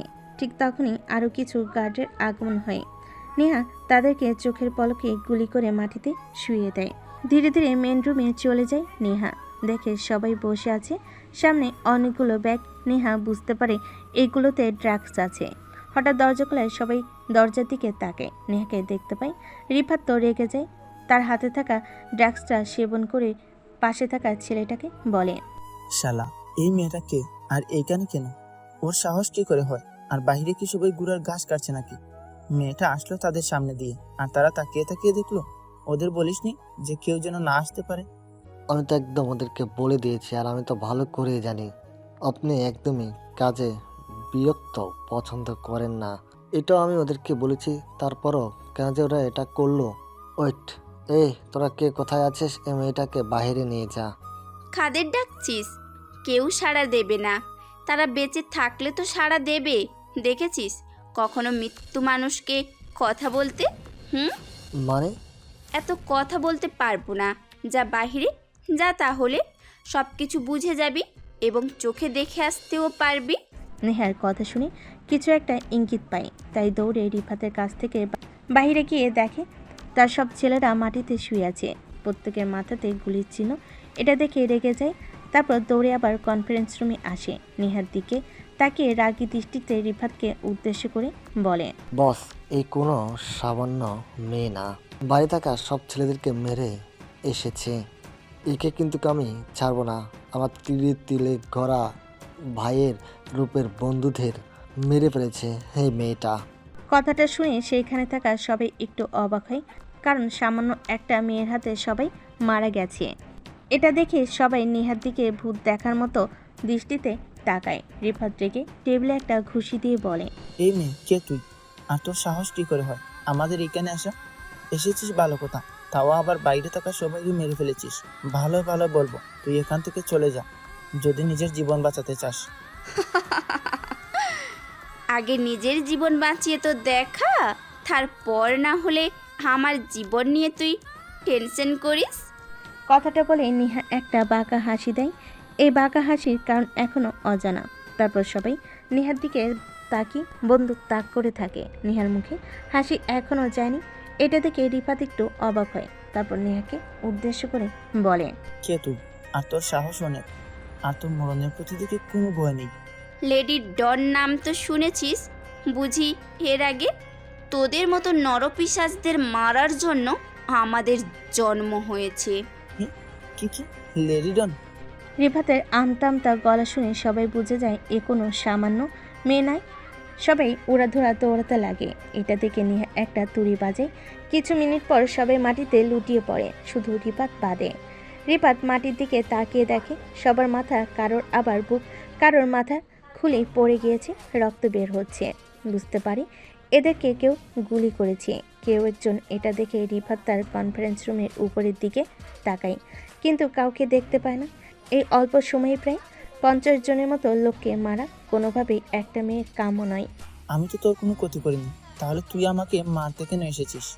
নেহা একটা বাঁকা হাসি হেসে বলে, আরে তোকে তো আগেই বললাম আমার জন্ম হয়েছে তোর মতো নরপিশাচদের মারার জন্য। আমাদের কোনো শত্রু লাগে না যারা এই পৃথিবীতে জন্ম নিয়ে মানুষ হয়ে মানুষকে মারে, মানুষ হয়ে মানুষকে তুচ্ছ তাচ্ছিল্য, তার জন্য আমাদের জন্ম হয়েছে। রিফাত বুঝতে পারে তার জীবনের শেষ সময় ঘনিয়ে এসেছে, একটা ব্যবস্থা নিতে হবে। তাই হামু দিয়ে তার পায়ের কাছ থেকে একটা গুলি বের করে যে না নেহাকে গুলি করতে যাবে, তখনই একটা গুলি এসে তার মাথা ফুটো হয়ে বেরিয়ে যায়। মাটিতে লুটিয়ে পড়ে সে, শুধু নেহার দিকে বড় বড় করে তাকিয়ে থাকে মৃত্যুর আগ পর্যন্ত। তারপর এক এক করে নেহার সব বান্ধবীরা নেহার কাছে আসে। সবাই একত্রিত হয়ে এক লাইনে দাঁড়ায়। তারপরে তার বান্ধবীদেরকে উদ্দেশ্য করে বলে, কী রে, তুই ওকে গুলি করলি কেন? তোকে না বললাম তাকে অনেক শাস্তি দিয়ে দিয়ে মারবো? ওর মৃত্যু দেখে যেন স্বয়ং যমরাজও কেঁপে ওঠে। আরে ও তো গুলি বের করে ট্রিগার চাপতে যাচ্ছিল। যদি ট্রিগারটা একবার চেপে দিত তাহলে তো তোর খেল খতম। তাই আমি বেশি দেরি না করে ওকে গুলি করে ফেলি। আর আসলে রে, কি মাল কিনেছিস? এগুলো তো পুরাই জোস। আজকে এই মালগুলো চালিয়ে অনেক আরাম পেলাম রে। এগুলো নির্ঘাত চাইনিজ না রে, এইগুলো রাশিয়ান। চাইনিজ থেকে 100% উন্নতি। আগামীকালই কিনেছি। কথাগুলো বলে নেহা বান্ধবী নেহাকে গান দেখায়। আসলে নেহা আগামীকাল রাশিয়ার কাছ থেকে তার একটা গ্যাংয়ের জন্য, অর্থাৎ তার গ্যাংয়ের মোট 11 জন সদস্য 11টা গান কিনেছে, যার অবস্থা অত্যন্ত ভালো। তারপর ড্রাগস সহ সেইখানে থাকা সবাইকে একত্রিত করে। কি করবে বুঝতে পারে না। নেহা বেশি কিছু চিন্তা না করে সবাইকে একত্রিত করে বাইরে গিয়ে বাড়িটাতে আগুন লাগিয়ে দেয়। আসার সময় শুধু গাছের সঙ্গে একটা চিঠি আটকিয়ে দিয়ে আসে, যেটাতে লেখা ছিল, যদি এদের মৃত্যু দেখে ভয় পেয়ে থাকিস তাহলে অন্যায়ের কাজ ছেড়ে দিয়ে ভালো হয়ে যা, না হলে হয়তো এবার হতে পারে নেক্সট টার্গেট তুই আমাদের। তারপর নেহা গাড়িতে করে তার বান্ধবীদের বাসায় আসে। ওয়াশরুমে গিয়ে গোসল করে ঘুমিয়ে পড়ে। অন্যদিকে স্বাধীন যে দোকানে বসেছিল সেই দোকানের ছেলেটা দোকান বন্ধ করে চলে যায়। স্বাধীন দোকানের সামনে শুয়ে থাকে। গোডাউন ঘরের দিকে তাকিয়ে দেখতে লাগে। প্রত্যেকটা পর্যবেক্ষণ রাত যখন অনেক গভীর হয়ে যায় তখন সে উঠে ধীরে ধীরে গোডাউনের দিকে এগিয়ে যেতে লাগে। মেন দরজার কাছে গিয়ে দেখে সবাই ঘুমিয়ে রয়েছে। এই সুযোগে স্বাধীন মেন দরজা দিয়ে আর প্রবেশ না করে পিছনের দিকে গিয়ে দেওয়াল টপকে গোডাউন ঘরের ভিতরে প্রবেশ করে। এই পাশ ওই পাশ তাকায়, দেখতে পায় একটা ছেলে গোডাউন ঘরের উপরে তলাতে বন্দুক হাতে নিয়ে পর্যবেক্ষণ করছে। তারপর স্বাধীন ছেলেটার চোখ ফাঁকি দিয়ে গোডাউন ঘরের ভিতরে চলে আসে। তারপর গোডাউন ঘরে আনাচে কানাচে পর্যবেক্ষণ করতে লাগে। স্বাধীন দেখতে পায় একটা রুমের মধ্যে প্রবেশ করে। সে রুমের মধ্যে ঢুকতে অবাক হয়ে যায়। রুমের দুপাশ দিয়ে অনেকগুলো ছবি লাগানো, একটা পাশে বেড। বুঝতে পারে এটা হয়তো সৌরভের থাকার জায়গা, কিন্তু ও নেই কেন। ঠিক তখনই ওয়াশরুমে ফ্ল্যাশের শব্দ হয়। স্বাধীন বুঝতে পারে সৌরভ ওয়াশরুমে গিয়েছে। তার পকেট থেকে ফোনটা বের করে দেওয়ালে থাকা কয়েকটা ছবি তুলে নেয়। দেওয়ালে থাকা ছবিগুলোর মধ্যে একজন ছিল যে কিনা সৌরভের কাঁধে হাত রেখে, সেই লোকটা হলো এ শহরের বিশিষ্ট ব্যবসায়ী, তার সঙ্গে এমপি। তারপর টেবিলের উপরে একটা ডায়েরি দেখতে পায়। স্বাধীন বুঝতে পেরে যায় এটা যদি সে কোনোভাবেই পেয়ে যায় তাহলে সৌরভের সব ইনফরমেশনগুলো পেয়ে যাবে। তারপর ডায়েরিটা স্বাধীন নিয়ে নেয় এবং 2-1 পৃষ্ঠা খুলতে যাবে। ঠিক তখনই ওয়াশরুম থেকে খট করে শব্দ হয়। বুঝতে পারে এখন সৌরভ বের হবে। স্বাধীন ডায়েরিটা নিয়ে লুকিয়ে রুম থেকে বের হয়ে আসে। তারপর সেই ছেলেটার দোকানে যেখানে ছিল সেইখানে চলে আসে। ফোনটা বের করে যেসব ইনফরমেশনগুলো সে পেয়েছে সেগুলো সব ইনফরমেশনগুলো ইমরান খানের কাছে পাঠিয়ে দেয়। ল্যাম্পপোস্টের ঝাপসা আলোয় আজকে তেমন একটা অবিচার দেখতে পায়নি সে, কারণ হয়তোবা এই রাস্তাটা যেন গোডাউন ঘরের সঙ্গে, তার জন্যই হয়তোবা এখানে কেউ গ্যাঞ্জাম করার সাহস পায় না। স্বাধীন ডায়েরির প্রত্যেকটা পৃষ্ঠা উল্টিয়ে উল্টিয়ে সৌরভের সব কুকৃতিকে ইনফরমেশন পায়। সেই সব দেখে স্বাধীন অনেক রেগে যায়। সে সবার সঙ্গে অনেক অবিচার করে, কিন্তু সৌরভের মতো মোটেও নয় সে নীরব বিশ্বাস বললেও চলে, কারণ তার মনে দয়া মায়া কিছুই নেই। স্বাধীন যতটুকু বুঝতে পেরেছে ডায়েরিটা পড়ে। পরের দিন সকালবেলা নেহা ঘুমাচ্ছিল। ঠিক তখনই নেহার বান্ধবী এসে নেহার পাশে বসে থেকে নেহার গায়ে হাত দিয়ে ঘুম থেকে টেনে তুলে। নেহা, শোন, এই দেখ আজকের ব্রেকিং নিউজ। এটা দেখে তো আমি অবাক হয়ে গেছি। আমাদের নেক্সট টার্গেট আমি পেয়ে গিয়েছি। নেহা চোখ কসলাতে কসলাতে সামনের দিকে তাকায়, তার বান্ধবীর হাতে থাকা ফোনটার দিকে। ফোনের খবর শুনে নেহা অবাক হয়ে যায়। কি রে, এইসব কি? একটা কলেজের হোস্টেল থেকে 50 জন মেয়ে গায়েব? এটা তো নির্ঘাত কাকতালীয় নয়, এবং পেছনেই এর বড় বড় কারোর হাত আছে। আরে হ্যাঁ, তার জন্যই তো তোকে বলছি। দেখ, এই খবরে থাকা প্রত্যেকজনের মুখে কেমন যেন ভয়। এর দ্বারা বোঝা যাচ্ছে যে বা যারা এই কাজটা করেছে তারা অনেক প্রভাবশালী। যারা করেছে এই লোকগুলো সব জানে, কিন্তু জেনেও না জানার ভান ধরে আছে। আর আমরা লোক সংখ্যায় কিন্তু অনেক কম। আমাদের এই অল্প জনসংখ্যা দিয়ে হয়তোবা ওদের রুখে দাঁড়াতে পারবো না, কিন্তু বুদ্ধি দিয়ে তো ঠিকই পারবো। কিভাবে আমাদেরও একটু বল। শোন, আমরা হলাম মেয়ে। প্রত্যেকটা ছেলেই মেয়ের ওপর অনেকটাই দুর্বল। এই দুর্বলতাটাই আমাদের কাজে লাগাতে হবে। কি বলতে চাইছি, ওর বিরুদ্ধে অ্যাকশন নিতে হলে ওর ইনফরমেশন জানতে হবে। আরে কুত্তি, এত কিছু ঘুরিয়ে পেছিয়ে না বলে যা বলবি ভালো করে বল, বুঝিয়ে বল। তোর কথা কীরকম জানি বুঝতে পারি না আমরা, আমাদের বোঝার অসুবিধা হয়, বুঝিয়ে বল। তারপর নেহা খাট থেকে বসা থেকে উঠে দাঁড়ায়। তারপর তার বান্ধবীদের সামনে দাঁড়িয়ে সকলকে ঈর্ষার ইঙ্গিত দিয়ে বোঝাতে লাগে। তোরা সব কটা গাধি, বুঝবি কি করে? শোন, আমরা যেহেতু লোক সংখ্যায় কম, মাত্র 11 জন, তাহলে ওর মেন পয়েন্ট আঘাত করতে হবে। এতেও অনেক দুর্বল হয়ে যাবে। অর্থাৎ বোঝাতে চাচ্ছি যে ওর সব ইনফরমেশন আমরা গুছিয়ে নেব এবং কোথায় থাকে, কি করে, তারপরে সুযোগ বুঝে ওকে আক্রমণ করব। যদি গাছের শেকড়টাই উপড়ে ফেলি তাহলে গাছ বাঁচবে না, গাছ অটোমেটিকলি মরে যাবে। বুঝতে পেরেছিস এবার? এখন কি বোঝাতে চাচ্ছি তোকে? জিনিয়াস, তোর মাথাতে এত বুদ্ধি কি করে আসে রে? আমাদের কেউ একটু দিস। তারপর নেহা ওয়াশরুমে চলে যায় ফ্রেশ হওয়ার জন্য। অন্যদিকে সকাল হতেই শহরটা ব্যস্ততায় পরিপূর্ণ হয়ে যায়। সবার কাজে চলে যায়। স্বাধীন শুয়ে থেকে সব কিছু তাকিয়ে তাকিয়ে দেখছিল। স্বাধীনের কাছে থাকা সৌরভের ডায়েরিটা স্বাধীন একটা গুপ্ত স্থানে লুকিয়ে রাখে। ফুল পড়া এখনো হয়নি। এক এক করে অনেক গাড়ি আসছে আবার চলে যাচ্ছে। স্বাধীন হামাগুড়ি দিতে দিতে সেই দিকে এগিয়ে যায়। মেন দরজার সামনে গিয়ে খালি হাতে নিয়ে ভিক্ষা করতে লাগে সেই ছেলেটা। স্বাধীনকে দেখতে পেয়ে দৌড়ে এসে স্বাধীনকে উদ্দেশ্য করে বলে, কিরে, তোকে না বলেছিলাম কালকে তোকে যেন এই আশেপাশে না দেখি, তাহলে তোর খবর আছে। তারপরেও তুই এখানে এসে ভিক্ষা করছিস। জানিস, যদি সৌরভ বস একবার দেখতে পায় তোকে এইখানেই, তাহলে তৎক্ষণাৎ তোকে এনকাউন্টার করবে। থেকে বলি, নিজের জীবন যদি বাঁচাতে চাস তাহলে এখান থেকে ভাগ এখান থেকে। বাবা, আমাদের আর জীবন পশুর থেকেও নিকৃষ্ট আমাদের জীবন। এই জীবন নিয়ে কোথায় যাব বলো? আমরা গরিব, খেতে পাই না, তাই পেটের দায়ে ভিক্ষা করি। কেউ খেতে দিতে চায় না, তারপরেও অনেক দূর দূর করে তাড়িয়ে দেয়, ভিক্ষা দিতে চায় না। স্বাধীনের কথাটা শুনে ছেলেটা নিমেষেই গলে যায়। আসলে স্বাধীন এমনভাবে কথাটা বলেছে যে কেউ থাকলে এখানে গলে যেত, সেটা হোক পাষাণ হৃদয় ব্যক্তি কিংবা না। তারপর ছেলেটা স্বাধীনকে উদ্দেশ্য করে বলে, বুঝতে পেরেছি তোর কথা, কিন্তু কি করব বল? তুই কালকে যে ঢুকেছিলি, যদি বস জানতে পারতো তাহলে আমাদেরকেও মেরে ফেলতো। আমরা বলিনি, বস হয়তো শুনেনি।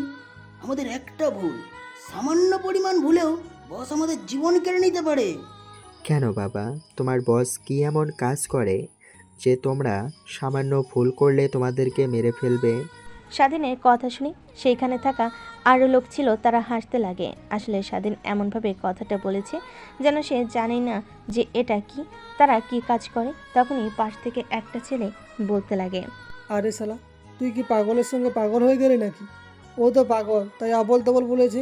তুইও কি পাগল হলি নাকি? চলে আয়। আর হ্যাঁ, এটা বিশিষ্ট গ্যাংস্টার মাফিয়া ডন বাংলাদেশ। এখন যার রাজত্ব নাম্বার অনেক, আর গোডাউন ঘর সৌরভ ভাইয়ের। স্বাধীন কথাটা যখন বলছিল, স্বাধীন মাঝে মাঝে ভিতরে উকিঝুঁকি মেরে দেখতে লাগে। দেখতে পাই ওই মন্ত্রীটা সৌরভের সঙ্গে কোলাকুলি করে গাড়িতে উঠছে, আবার কি যেন হাত বদল করছে। এইসবই যেন গাড়িটা আসতে যাবে, ঠিক তখনই ছেলেগুলো সেখান থেকে সরে দাঁড়ায়। সৌরভ এদিকে তাকিয়ে দেখতে লাগে, সেখানে আন্না বসে থেকে উঠে অন্য পাশে চলে যায়। এইদিকে বস, আপনার কথা মতো আমি নেহা ম্যামের পিছু নিয়েছিলাম। বাসা থেকে বের হতেই এক কালো গাড়িতে উঠে পড়ে। তারপর কার এমন গতিতে ছিল তার পিছনে আমরা যাই, কিন্তু চোখের পলকে সে কোথাও যেন হারিয়ে যায়। তার গাড়িটা আর খুঁজে পাই নাই। শালা, তোরা এখন বলছিস, আগে বলবি না? আল্লাহ জানে কে বা কারা আমার মেয়ের ওপর আক্রমণ করেছে। যদি আমার মেয়ের কিছু হয় তাহলে তোদের একদম দুনিয়া থেকে চিরতরে বিদায় করে দেব, মনে রাখিস কথাটা। কথাটা বলতে বলতেই ইমরান খান তার পকেট থেকে ফোন বের করে মেয়ের ফোনে কল দিতে লাগে। দুইবার রিং হতেই ফোন রিসিভ করে। এটা দেখে স্বস্তির নিঃশ্বাস ফেলে ইমরান খান। ফোনের ওই পাশ থেকে নেহা বলে, বাবা, কি হয়েছে? এত সকালে ফোন করেছিলে, ঠিক আছো তো তুমি? আর তোমাকে যে বলেছি আমি যখন গ্রুপে আসবো বান্ধবীদের সঙ্গে, তখন তুমি একদমই আমাকে ফোন করবে না। তারপর পরবর্তীতেও তুমি আমাকে ফোন করলে যে। আরে মা, বলিস না, তোর কথা অনেক মনে পড়ছিল আমার, তাই ফোন করেছি তোকে।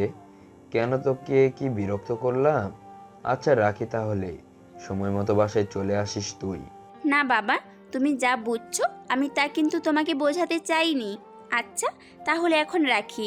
আর বন্ধুদের সাথে ঢাকায় যাব, একটু কাজ আছে, আসতে হয়তো কয়েকদিন সময় লাগতে পারে। তুমি যেন চিন্তা করো না আবার। কি, ঢাকায় যাবি? ঢাকায় যাবি কেন? তুই জানিস না আমার অনেক শত্রু তোর ওপর রেগে আছে যদি কিছু করে? তাই ঢাকায় যদি যাস, তোর ওপর কোনো আক্রমণ করে তখন? না মা, তোর ঢাকায় যাওয়া লাগবে না। তোর কি লাগবে বল, আমি ঢাকা থেকে এনে দিচ্ছি। তাও তুই ঢাকায় যাবি না বল আমাকে? বাবা, তুমি অযথাই ভয় পাচ্ছ।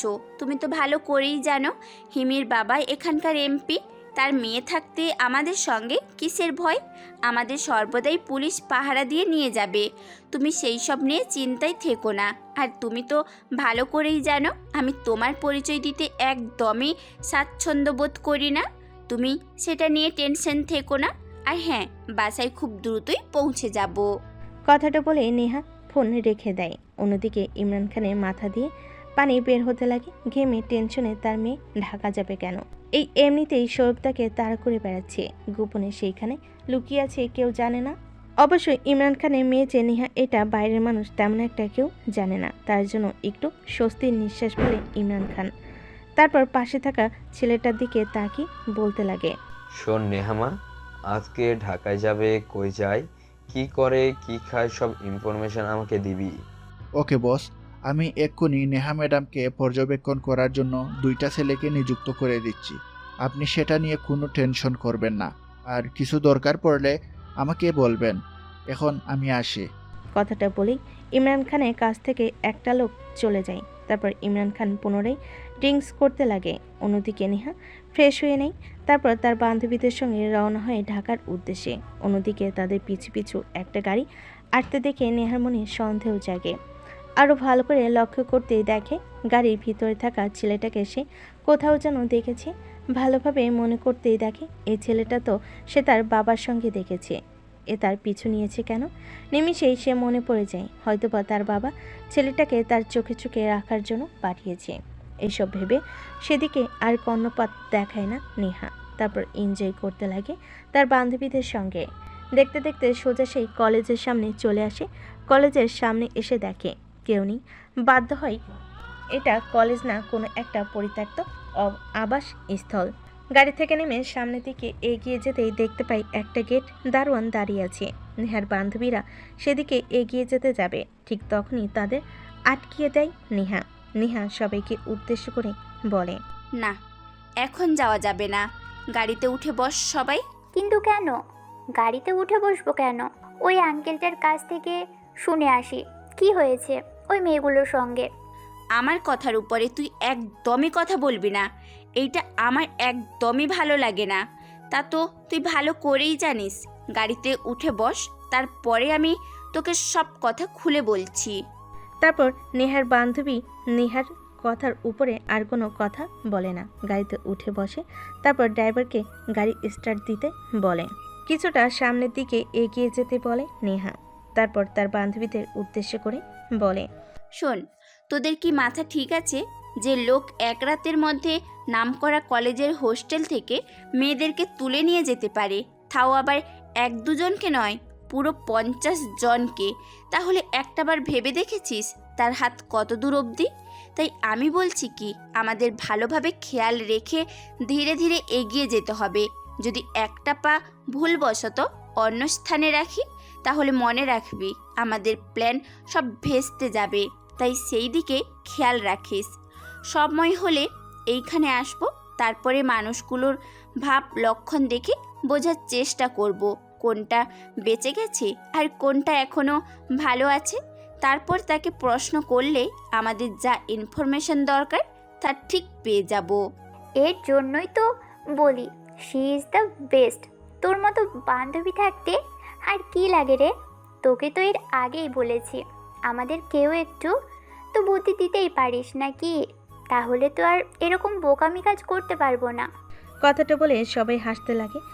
তারপর ড্রাইভারকে একটা হোস্টেলের কথা বলে সেখানে নিয়ে যায়। গাড়িটা বের করে তারপর গাড়ি থেকে নেমে সবাই হোটেলের ভিতর ঢুকে যায়। হোটেল রিসেপশন থেকে রুম বুক করে যে যার রুমে চলে যায়। রুম বলেও ভুল হবে, একটা রুম। সেখানে 4টা বেড, সবাই একত্রে গাদাগাদি করে একটা রুমে থাকবে, এতে এনজয়টা একটু বেশি হবে। এটাই বলেছিল নেহা সবাইকে। তাদের সবাই রাজি হয়ে যায়। সবাই যে যার মতো আনন্দ করছিল। ঠিক তখনই দরজায় কলিং বেল বাজতে লাগে। সবাই আচমকা কলিং বেলের শব্দ শুনতে পেয়ে চমকে ওঠে। নেহার দিকে বড় বড় করে দৃষ্টিতে তাকায়। নেহা সবাইকে শান্ত হতে বলে তারপর দরজার সামনে গিয়ে দরজা খুলে দিতেই একটা ছেলে রুমে প্রবেশ করে। ওই পাশে তাকিয়ে দেখে কেউ নেই। তারপর খট করে দরজাটা লাগিয়ে দেয়। তারপর ছেলেটাকে একটা চেয়ারের উপর বসিয়ে দেয় নেহা।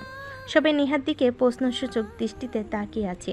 সবাইকে এমনভাবে তাকিয়ে থাকতে দেখে নেহা সকলকে উদ্দেশ্য করে বলে, আরে কুল কুল, একে এনেছি আমরা খবরি হিসেবে। এই ছেলেটা এখানকারই সম্পর্কে আমি অনেক তথ্য পেয়েছি, তাই একে এনেছি। এর কাছ থেকে ওই বিষয়টা নিয়ে অনেক কিছু জানতে পারবো, তার জন্যই। ও আচ্ছা, তাই বল। আমরা তো উল্টাপাল্টা কিছু ভেবে ফেলেছিলাম। যা শালারা, তোরাও না। আচ্ছা, তুমি এখন যা বলবে সত্যি কথা বলবে। আমাদেরকে তোমার সম্পর্কে কেউ জানতে পারবে না, আর তুমি আমাদের ব্যাপারে কাউকে কিচ্ছু বলবে না। আর এই নাও, এইখানে 10 লক্ষ টাকা আছে, যেইটার কথা আমি তোমাকে বলেছিলাম। এখন সত্যি সত্যি বলো আমাকে। ঠিক আছে ম্যাম, আমি বলছি। আসলে আমি এই শহরে একটা ছোটোখাটো ব্যবসা করি, পাশাপাশি আগে সরকারের হয়ে খবরির কাজ করেছি, কিন্তু এখন তো আর খবরির দরকার পড়ে না। এই শহরের বড় বড় কর্মকর্তারাই এখন সৌরভের কেনা গোলাম, তাই আমাদের ভাত উঠেই গেছে বললে চলে। কিন্তু কোথা থেকে যে আপনি আসলেন আল্লাহই জানে। আচ্ছা বাদ দিন সেসব কথা।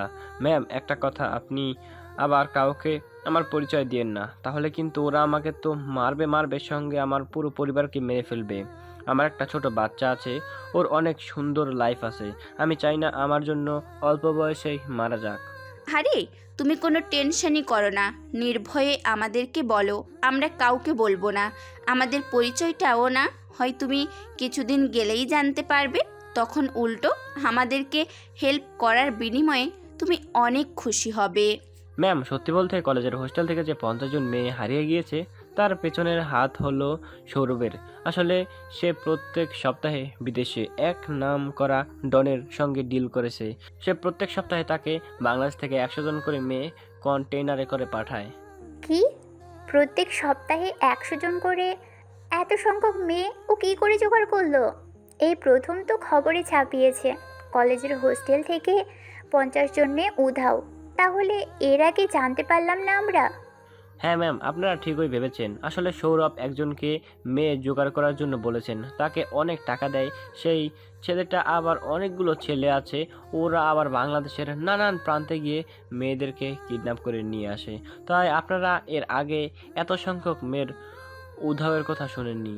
তা এবার জানতে পারলাম কেন যে আমি যতটুকু জানতে পেরেছি যে ওরা জোগাড় করতে পারেনি এই সপ্তাহে 100 জন মেয়েকে, ওরা জোগাড় করেছিল মাত্র 50 জন মেয়েকে। শেষমেশ কোনো বুদ্ধি খুঁজে না পেয়ে কলেজের হোস্টেল থেকে মেয়েগুলোকে কিডন্যাপ করে কন্টেনারে ভরে বিদেশে পাচার করে দেয়। সৌরভের এই শহরে অনেকের সঙ্গে লাইনঘাট, কেউ কিছু বলবে না, সেটা আগে থেকে জানতো সে, তাই নির্দ্বিধায় এই জঘন্য কাজটা করেছে সে। ও আচ্ছা, তাহলে এই ব্যাপার। তারপর নেহা খবরি ছেলেটার কাছ থেকে আরও কিছু ইনফরমেশন নিয়ে টাকা দিয়ে তাকে রুম থেকে বের করে দেয়। তারপর নেহা একটা মাস্টার প্ল্যান করতে লাগে তার বান্ধবীদেরকে নিয়ে। অন্যদিকে নেহাকে সবসময় পর্যবেক্ষণ করতে থাকা ছেলে দুইটা নেহাকে হোস্টেলের ভিতর ঢুকতে দেখে ফোন বের করে সোজা ইমরান খানের কাছে ফোন করে আর বলে, বস, আপনি যে আমাদেরকে পাঠিয়েছিলেন, আমরা নেহা ম্যামকে সব সময় নজরে নজরে রাখছি। এখন সে একটা হোটেলে এসেছে। তা কোন হোটেলে? বস, নেহা ম্যাম এখন হোটেল এক্সে অবস্থান করছেন। ও ওইখানে গিয়েছে কেন? নাকি আমার সব কুকর্মের কথা জানতে পেরেছে? না, জানবে কি করে? স্বয়ং স্বাধীনী তো আমার ওই ভয়ঙ্কর রূপের কথা জানে না। সেইখানে তো আমার মেয়ে। আচ্ছা, তোরা ওইখান থেকে চলে আয়, আমার লোক আছে ওইখানে, তাদেরকে নিয়ে গিয়ে পর্যবেক্ষণ করার জন্য বলে দেব। কথাটা বলেই ইমরান খান ফোন কেটে দেয়। তারপর স্বাধীনের নাম্বারে 2টা SMS পাঠিয়ে দিয়ে সে নিশ্চিন্তায় একটা ঘুম দেওয়ার জন্য রুমে চলে যায়। অন্যদিকে স্বাধীন এই অল্প সময়ের মধ্যে অনেক খুঁটিনাটি জেনে গিয়েছে সৌরভের সম্পর্কে। তার থেকে ডায়েরি নিয়ে আসে স্বাধীনও আরও ইজি হয়ে জানতে পারে তার সঙ্গে লিংক আছে। কার সাথে সামনে কত তারিখে ডিল হবে সবই এই আর কি। সেইখানে বড় করে একটা পৃষ্ঠায় লেখা ছিল, ওল্ড মিটিং 2025 ইন 1 জানুয়ারি। এই কথাটার মানে স্বাধীন ভালো বুঝে যায় যে সব বড় বড় নামকরা লোক ও ডনদেরকে নিয়ে একত্র করে একটা মিটিংয়ের আয়োজন করবে। সে ওইখানে বাংলাদেশের সবাই থাকবে। স্বাধীন ভাবে ওইটাই মোক্ষম সুযোগ। তারপর তার কিছু গ্যাং লিডারকে SMS করে লোকেশন, ডেট আর টাইমটা বলে দেয়। কখন আসবে তার ঠিক তখনই SMS করে। ইমরান খান SMS দেখে স্বাধীন অবাক হয়ে যায়। আশেপাশে ভালোভাবে বোঝার চেষ্টা করে দেখতে পায় ধীরে ধীরে মানুষের সমাগম বেড়ে চলেছে। SMS-এ কোনো উত্তর না দিয়ে ফোনটা রেখে পুনরায় ভিক্ষা করতে লাগে যেন কেউ বুঝতে না পারে। রাত যখন অনেকটা গভীর হয়, সুযোগ পেয়ে স্বাধীন ফোন বের করে আড়ালে একটা জঙ্গলে চলে যায়। তারপর ইমরান খানের কাছে ফোন করে। বস, আপনি যে বলেছিলেন SMS করে সময় হলে আপনাকে ফোন করতে। হ্যাঁ, আসলে আমার মেয়ে ঢাকায় গিয়েছে। তুমি যেখানে আসো তার পাশে যে এক্স হোটেলটা আছে ওইখানেই উঠেছে তাদের বান্ধবীকে নিয়ে। কি যেন কাজের জন্য। আমি বলি কি, তুমি আমার মেয়ের দিকে একটু খেয়াল রেখো। ও বোধ হয় ওই রাস্তা দিয়েই যাওয়া আসা করবে। একটু দেখো কেউ যেন ওর আসল পরিচয় জানতে না পারে, তাহলে সৌরভ কিন্তু আমার মেয়েকে মেরে ফেলবে। ঠিক আছে, আপনি পিক পাঠিয়ে দিন, আমি খেয়াল রাখবো। কথাটা বলে স্বাধীন ফোন রেখে দিয়ে যে পিছনে ফিরে ঠিক তখনই ওই ছেলেটাকে দেখতে পায় যে ছেলেটার সঙ্গে স্বাধীন কথা বলছিল সৌরভের বিষয় নিয়ে, অর্থাৎ তার গেটের দারোয়ানি দেয় ওই ছেলেটা স্বাধীনকে এখানে দেখতে পেয়ে অনেকটা অবাক হয়। স্বাধীন ভয় পেয়ে যায়। ছেলেটা আবার কথা বলা শোনেনি তো। ঠিক তখনই স্বাধীনকে প্রশ্ন করে ছেলেটা। কিরে, এত রাতে জঙ্গলের মাঝে কি করছিস? স্বাধীন ছেলেটার কথা বলার ধরন দেখে বুঝতে পারে হ্যাঁ, এখানে কিছু শুনতে পায়নি, তাই সে আমতা আমতা করে বলে, আসলে দুই চেপেছিল, আশেপাশে জায়গা না পেয়ে জঙ্গলে এসেছিলাম। ও আচ্ছা, তাহলে যাও। আর একটা কথা, এদিকে তেমন একটা আসবেন না কিন্তু। কথাটা বলে ছেলেটা আশেপাশে লাইট নিয়ে দেখতে লাগে। স্বাধীন সেখানে আর না দাঁড়িয়ে হাঁটতে লাগে। স্বাধীনের আচমকা মনে প্রশ্ন জাগে, ছেলেটা এত রাতে এখানে কি করছে আর আশেপাশে লাইট দিয়ে দেখছে কেন? নিশ্চয়ই এখানে কিছু না কিছু আছে। ধীরে ধীরে হাঁটতে লাগে স্বাধীন। ঠিক তখনই ছেলেটা স্বাধীনকে পাশ কাটিয়ে যেতে লাগে। ঠিক তখন স্বাধীন ছেলেটাকে প্রশ্ন করে, আচ্ছা বাবা, তুমি এত রাতে এখানে যে আবার লাইট দিয়ে এদিকে ওদিকে দেখছো কি? কিছু কি হয়েছে? আরে না, কিছুই হয়নি। বলে এখানে বসে অস্ত্রশস্ত্র লুকিয়ে রাখার গোপনে যে আছে মাটির নিচে, তাই মাঝে মাঝে বলে ওই দিকটা একটু লক্ষ্য রাখতে, যেন কেউ সেই সব দেখে নিতে না পারে। ছেলেটা নিজেও জানে না সে তার অজান্তে স্বাধীনকে কতটা সাহায্য করলো। সে নিমিষেই ছেলেটা নিজের জিহ্বা নিয়ে নিজে কামড়ে দিয়ে বলে, হায় রে, আমি পাগল, তোকে বলতে গেলাম কেন? আচ্ছা, বলেছি। তুই আবার কাউকে যেন বলিস না, তাহলে কিন্তু আমাকে এই পৃথিবীর মায়া ত্যাগ করতে হবে। কথাটা বলে ছেলেটা সেখান থেকে চলে যায়। স্বাধীন সেখানে আর না থেকে আসতে লাগে। ঠিক তখনই ফোনে একটা নোটিফিকেশন বাজে। ফোনে স্ক্রিনে তাকিয়ে দেখে ইমরান খান তাকে একটা মেসেজ করেছে। মেসেজটা ওপেন করতে দেখে একটা মেয়ের পিক। স্বাধীন বুঝে যায় এটা তার মেয়ে। তারপর স্বাধীনকে ঘুমিয়ে পড়ে। পরদিন সকালবেলায় পাখির কিচিমিচির আওয়াজ হলে স্বাধীনে ঘুম ভেঙে যায়। ঘুম ভাঙতেই প্রতিদিনের ন্যায় স্বাধীন ফুটপাতে বসে ভিক্ষা করতে লাগে। ঠিক তখনই সেখান দিয়ে নেহা আর তার বান্ধবীরা যায়। স্বাধীন নেহাকে প্রথম দেখাই চিনতে পারে। অন্যদিকে, আচ্ছা, তুই সকাল সকাল ঘুম থেকে তুলে এখানে নিয়ে আসলি কেন?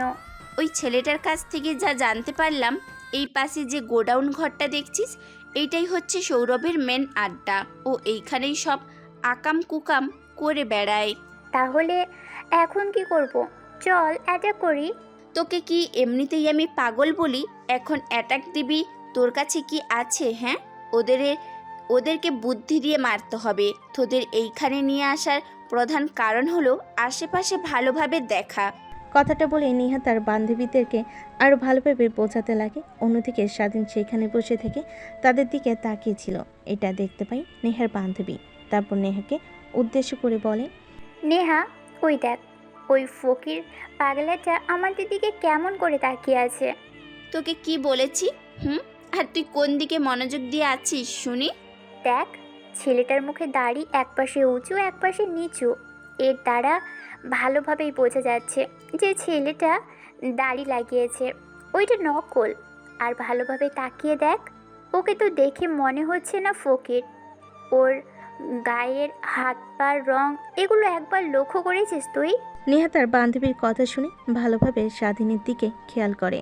হ্যাঁ, দাড়িটা এক পাশে উঁচু করে আরেকটি পাশে নিচু হয়ে আছে। এর দ্বারা বুঝতে পারে যে তার যে দাড়িটা লাগানো হয়েছে আর স্বাধীনের গায়ের পোশাক আশাক দেখে ফকির ফকির মনে হচ্ছে, কিন্তু গায়ের রং দেখে মনে হচ্ছে না। নেহা কিছু একটা ভাবে আর সেখানে না দাঁড়িয়ে থেকে তার বান্ধবীদেরকে নিয়ে খানিকটা দূরে চলে যায়। কি রে, তুই ওইখান থেকে আমাদেরকে টেনে এইখানে নিয়ে আসলি কেন? আরে তুই ওইখান থেকে ছেলেটার দিকে ইশারা করে কথাগুলো বলছিলি। এইটা দেখেও তো বুঝতে পারবে আমরা ওর সম্পর্কে কথাগুলো বলেছিলাম। অবশ্যই আমারও একটু সন্দেহ হয়েছিল। হোল্ড, খোঁজ আমি লাগাচ্ছি। নেহা কাউকে ফোন দিয়ে কিছু একটা জিজ্ঞেস করে। সে এ বিষয়ে কিছুই জানে না। এভাবে কেটে যায় দিনটা। নেহা সৌরভের বিষয়ে অনেক ইনফরমেশন পেয়ে যায়, যার দ্বারা সে অ্যাটাক করার জন্য প্রস্তুতি নিতে লাগে। অন্যদিকে স্বাধীন শুধু অপেক্ষা করছে কখন গভীর রাত হবে। রাত যখন গভীর হয়ে যায়, পুরো শহরটা তখন ঘুমের রাজ্যে তলিয়ে যায়। ঠিক তখনই স্বাধীন ওঠে টুকটুক করে জঙ্গলের দিকে চলে যায়। তারপর সে সেখানে গিয়ে আগামীকাল ওই ছেলেটার সঙ্গে দেখা হয়েছিল তার পাশে গিয়ে খোঁজাখুঁজি করতে লাগে। যদি সেই গুপ্ত ঘরটা খুঁজে পায়। দেখতে দেখতে হঠাৎ করে তার পায়ের সঙ্গে কিছু একটা বাজে। স্বাধীন নিচের দিকে তাকিয়ে দেখে একটা দরজা হ্যান্ডেল। স্বাধীন পাতা সরিয়ে রেখে একটা দরজা ওপাশ থেকে দরজাটা খুলে ফেলে। তারপর সেই গুপ্ত আন্ডারওয়ার্ল্ড ঘরের ভিতর প্রবেশ করে। স্বাধীন দরজা খুলে সামনে এগোতেই একটা বড়সড় দরজা দেখতে পায়। সেখানে পাসওয়ার্ড চাচ্ছে, কিন্তু স্বাধীন তো জানে না। ঠিক তখনই মনে পড়ে যায় ডায়েরিতে থাকা স্বরূপের জন্মদিনের কথা। স্বাধীন সেই জন্মদিনের ডেটটা দিতে দরজা খুলে যায়, তারপর টুকটুক করে ভেতরে প্রবেশ করে। পুরো রুমটা অন্ধকার থাকে। স্বাধীন ফ্ল্যাশ অন করে তো স্বাধীনের চোখ ছানাপাড়া হয়ে যায়, কারণ পুরো ঘর ভরে আছে বন্দুক দিয়ে, যা কিনা স্বাধীন আজ পর্যন্ত কখনো দেখেনি। তারপর স্বাধীন তার ফোনে বেশ কিছু ছবি তুলে নেয়, তারপর তার গ্যাংকে টেক্সট করে লোকেশন পাঠিয়ে দেয় আর বলে আজকে রাতের মধ্যে সবগুলো সাপ্লাই করতে হবে এখান থেকে। তারপর স্বাধীন আন্ডারগ্রাউন্ড ঘর থেকে বের হয়ে যায়। সে ভালো করে জানে তার লোকজনেরা এই ঘরটা খুঁজে বের করে সব কিছু সাফাই করে ফেলবে। তারপর স্বাধীন পুনরায় সেই ফুটপাতে গিয়ে একটা বস্তা গায়ের সঙ্গে পেঁচিয়ে ঘুমিয়ে পড়ে। এভাবে অনেক দিন পার হয়ে যায়। দেখতে দেখতে চলে আসে সেই কাঙ্ক্ষিত সময়, যখন কিনা সৌরভের আন্ডারওয়ার্ল্ডের বড় বড় ডনদের সঙ্গে এই শহরের নামকরা বিশিষ্ট লোকেরা, যারা কিনা তার সঙ্গে হাতে হাত মিলিয়ে কাজ করে, তাদেরকে নিয়ে একটা মিটিংয়ের আয়োজনের দিন ঘনিয়ে এসেছে। স্বাধীন এই মোক্ষম সময়েরই অপেক্ষায় ছিল, সবাইকে একত্র পেয়ে মেরে ফেলবে। অন্যদিকে নেহেরাও এমন একটা দিনের অপেক্ষায় করছিল। ওরাও ইনফরমেশন পেয়ে যায়। ওরা ভাবে আজকে ওরা অ্যাটাক দিবে, তাই যে যার প্রস্তুতি নিতে লাগে। স্বাধীনও প্রস্তুতি নিতে লাগে, কারণ স্বাধীন একাই 100, তার কোনো গ্যাং লাগে না। সে নিজেই একটা আন্ডারওয়ার্ল্ডের টপ জোন, একসঙ্গে শত শত মানুষ মারার মতো নির্মম হিস্ট্রি আছে তার নামে। দেখতে দেখতে সেদিনের আলো ফুরিয়ে রাত নেমে আসে। বড় বড় গাড়ি গোডাউন ঘরের ভিতরে আসতে লাগে, অনেক দামি গাড়ি, হেলিকপ্টার, এসব স্বাধীন বাইরে থেকে সব কিছুই দেখছিল। ঠিক তখনই স্বাধীন দেখতে পায় কয়েকটা মেয়ে দেওয়াল টপকে ভিতরে প্রবেশ করে, প্রত্যেকের মুখে মাস্ক লাগানো। স্বাধীন বুঝতে পারে না এরা আবার কারা। এদেরকে তো স্বাধীন এর আগে কখনো দেখতে পায়নি, তাই আনমনে চিন্তা করতে লাগে। এদেরকে তো এর আগে কখনো দেখিনি। প্রায় 1 মাস হলো এইখানে অবস্থান করছি, হঠাৎ করেই এরা আবার কারা? না না না, জানতে তো হবেই আমাকে, কিন্তু এখন তো ভিতরে ঢোকা যাবে না।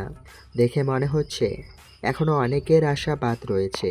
সবাই আসুক, তারপরে এই শহরে থাকা সব কীটপতঙ্গগুলোকে একসঙ্গে মেরে ফেলবো। কথাটা ভেবেই স্বাধীন একটা জেভিউ হাসি দেয়। অন্যদিকে ইমরান খান কাছে এসে SMS করে। স্বাধীন বলে দেয় আজকে তার শত্রু সৌরভ এই পৃথিবীর মায়া ত্যাগ করবে। SMSটা দেখে ইমরান খান অনেকটা খুশি হয়ে যায়। তখনই একটা কালো গাড়ি আসে, তার পিছে আরও 4-5টা গাড়ি আছে। গাড়িটা গোডাউন ঘরে ভিতরে ঢোকার সঙ্গে সঙ্গে মেন দরজাটা লাগিয়ে দেয়। তারও লাগিয়ে দেয়। স্বাধীন বুঝতে পারে সব আশা হয়ে গেছে, তাই সে কোনো দেরি না করে তার ব্যাগের কাছে যায়। পোশাক পরিবর্তন করে তার পোশাক নিয়ে নেয়। ব্যাগের ভিতর থাকা রাইফেলের খণ্ড অংশগুলো একত্রিত করতে লাগে। মিনি একটা রাইফেল তার কোমরে গুঁজে নেয়। তারপর ওর গ্যাংয়ের প্রত্যেকটা SMS করে লোকেশন আর সময়টা পাঠিয়ে দেয়, যেন তারা আসতে পারে তার কোনো ক্ষতি হলে। ঠিক তখনই ভেতর থেকে গোলাগুলির শব্দ শুনতে পাই স্বাধীন। এটা দেখে তো অবাক হয়ে যায়, কারণ এরকম তো সে চাচ্ছিল না। তাহলে কি তারা নিজেরাই নিজেদের গোলাগুলি শুরু করেছে? এসবই ভাবছিল। একটু পর পরিবেশটা ঠান্ডা হয়ে যায়। ভিতর থেকে আর গঙ্গানির শব্দ শুনতে পায় না। এই অল্প কিছুক্ষণ গঙ্গানির শব্দ হতে আশেপাশে থাকা গাছের ডালে ঘুমিয়ে যাওয়া পাখিগুলো ভয় ডানা মেলে পালিয়ে গেছে, যেন এই সীমানা ছেড়ে চলে গিয়েছে। স্বাধীন শান্ত চোখে গোডাউন ঘরের পিছনের দিকে চলে যায়। এই পাশ ওই পাশটা গিয়ে দেওয়াল টপকে ভিতরে প্রবেশ করে। ভিতরে ঢুকে দেখে সবার হাতে রাইফেল নিয়ে গোডাউনের সবাই পাহারা দিচ্ছে, যেন ভিতরে কেউ প্রবেশ করতে না পারে। কিন্তু স্বাধীন তর এসব বাধা উপেক্ষা করার বান্দা না। তারপর স্বাধীনের কোমরে গুজে থাকা বন্দুকটা বের করে তারপর সাইলেন্সার লাগিয়ে এক এক করে গোডাউন ঘরের বাইরে থাকা সবাইকে মেরে ফেলে। স্বাধীন তারপর সবাইকে একত্রিত করে গোডাউন ঘরের মেন দরজা দিয়ে কোনোভাবে ভিতরে প্রবেশ করে, যেন কেউ বুঝতে না পারে। মেন দরজা দিয়ে ভিতরে প্রবেশ করতেই দেখতে পাই সবাই একত্র হয়ে বসে আছে। তাদের সামনে মাটিতে হাঁটু গেড়ে বসে আছে 11টা মেয়ে। প্রত্যেকের পোশাক কালো, কিন্তু মুখে এখন আর মাস্ক লাগানো নেই। স্বাধীন বুঝে যায় যে এই মেয়েগুলোই তখন দেওয়াল টপকে ভিতরে প্রবেশ করেছে। ভালোভাবে বিষয়টা বোঝার জন্য স্বাধীন সেইখানে না থেকে পিছন দিকে চলে আসে। ঠিক তখন সৌরভের কতক্ষণ গলায় কথোপকথন শুনতে পাই। তোরা এসেছিলে আমাকে মারার জন্য। আমাকে মারতে হলে পুরো গ্যাং নিয়ে আসতে হবে। তোদের মতো 11 জন, তাও আবার মেয়ে, তোদের দিয়ে হবে না। উত্তর বাচ্চা, আমাদের ছাড়, তারপরে দেখাচ্ছি আমাদের 11 জনের দ্বারা তুই এই পৃথিবীতে বাঁচতে পারিস কি না। আরে তা তো বুঝতেই পারলাম তোরা কি যে ব্রিলিয়ান্ট। আমার আড্ডা এসেছিস আমাকে মারার জন্য, তাও আবার এইখানে সব আন্ডারওয়ার্ল্ডের টপ ডন নিয়ে মিটিং করছি তখন। আসলে তোরা অনেক বোকারে, না হলে এই বোকার মতো না কেউ করে। আমি তো শুধু তোকে না, পুরো দেশের গ্যাংস্টারদের মারতে চেয়েছিলাম, তাই তোকে এর আগে অ্যাটাক করিনি। যখন তুই সবাইকে একত্র করবি মিটিংয়ের জন্য, তখনই সবাইকে একসঙ্গে মেরে ফেলবো। তুই জানিস এইখানে একজনের সঙ্গে তোরা 11 জন পারবি না, আবার এসেছিস সব গ্যাংস্টারদের মারার জন্য। দেখ, ভালোই বলছি, আমাদেরকে ছেড়ে দে, না হলে তোদের কিন্তু একদমই ভালো হবে না। আমার এইখানে বিনা পারমিশনে যারা আসে তার একমাত্র শাস্তি হলো শুট, এনকাউন্টার। কিন্তু তোদের কাউকেই মারতে আমার ইচ্ছে করছে না রে। চাইতেছে মিটিং শেষে তোদের সকলকে একত্রে একটু আনন্দ করবার জন্য, তারপর মেরে ফেলবো। কুত্তার বাচ্চা, আগে ছেড়ে দিয়ে দেখ তো তোকে কিভাবে তড়পে মারি। এতক্ষণে স্বাধীন মেয়েটার দিকে তেমন একটা খেয়াল করেনি। ভালোভাবে তাকিয়ে দেখে এটা নেহা। নেহাকে এখানে দেখে স্বাধীন রীতিমতো অবাক হয়ে যায়। নেহার কথা শুনে সৌরভ রেগে যায়। তারপর নেহার কাছে বন্দুক নিয়ে এগিয়ে যেতে লাগে। স্বাধীন অবস্থায় বেদগতিক দেখতে পায়। তার কাছে এখন পর্যাপ্ত পরিমাণ অস্ত্র নেই যে ওদের উপরে আক্রমণ করবে। তাই বুদ্ধি খাটিয়ে স্বাধীন গোডাউন ঘর থেকে বেরিয়ে আসে। তারপর তার কাছে লুকিয়ে রাখা একটা আধুনিক রাইফেল, যেটা মেশিন গান, সেটা নিয়ে ভিতরে আসে। অন্যদিকে সৌরভ নেহার কাছে আসে। তারপর নেহার মাথায় বন্দুক তাক করে। যেই না টিকার দাবাতে যাবে, ঠিক তখনই যেন মেন দরজা দিয়ে এন্ট্রি নেয় স্বাধীন। তাকে পুরাই হিরো মাফিয়া হিংস্র সিংহের মতো লাগছে। সবাই যে যার কাজ বাদ দিয়ে মেন দরজায় দাঁড়িয়ে থাকা ছেলেটার দিকে তাকায়। স্বাধীনের এক হাতে মেশিন গান, এক হাতে সিগারেট, যেন এক অন্যরকম গ্যাংস্টার তার আধিপত্য দেখানোর জন্য এখানে এসেছে। সবাই দেখে রীতিমতো অবাক হয়ে যায়। অন্যদিকে সৌরভ বড় বড় চোখ করে তাকিয়ে থাকে।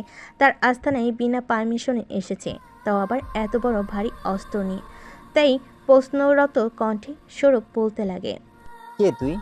তোকে তো এর আগে এই এলাকায় দেখিনি, আর এইখানে তুই মেশিন গান নিয়ে এসেছিস কেন?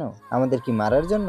সবের কথা শেষ না হতেই স্বাধীন উপরে সিলিংয়ের দিকে মেশিন গান তাক করে অনবরত গুলি করতে লাগে। সবাই এটা দেখে অবাক হয়ে যায়। যে যার চেয়ার রেখে মাটিতে শুয়ে পড়ে জীবন বাঁচানোর জন্য। কাঞ্চন, কাঞ্চন, আমি তো কাউকে মারার জন্য আসিনি। আমি এসেছি তোদেরকে ভয় দেখানোর জন্য, তাই না? মানে কি চাস তুই এখানে? সৌরভের কথা শুনে স্বাধীন আবারও অনবরত গুলি চালাতে লাগে সিলিংয়ের দিকে। অন্যদিকে সিলিং ঝাঁঝরা হয়ে ভেঙে পড়ার উপক্রম। স্বাধীন গুলি থামিয়ে দেয়। তারপর মেশিন গানটা সাইডে রেখে সোজা সৌরভের কাছে আসে। অন্যদিকে নেহা স্বাধীনকে প্রথম দেখায় চিনতে পারে যে এই ছেলেটাই সেই ছেলেটা ভিখারি সেজে বাইরে যে দাঁড়িয়েছিল। এই সুযোগ নেহার বান্ধবীরা সবাই যে যার হাত খুলে ফেলে। তারপর প্রত্যেক বন্ধু হাতে নিয়ে সেইখানে থাকা সবাইকে গুলি করে মারতে লাগে। দেখতে দেখতে স্বাধীন সবাইকে মারতে লাগে। দেখতে দেখতে সকলের দেহ শুধু এখন গোডাউন ঘরে পড়ে আছে, শুধুমাত্র এখন সৌরভ বাদে। তারপর স্বাধীন সেখানে গিয়ে সবার লাশ একত্রিত করতে লাগে। এই সুযোগে স্বাধীনের গ্যাংয়ের ছেলেপেলেরা সেখানে চলে আসে। পুরো গোডাউন ঘরটা বাইরে থেকে বন্দি করে ফেলে।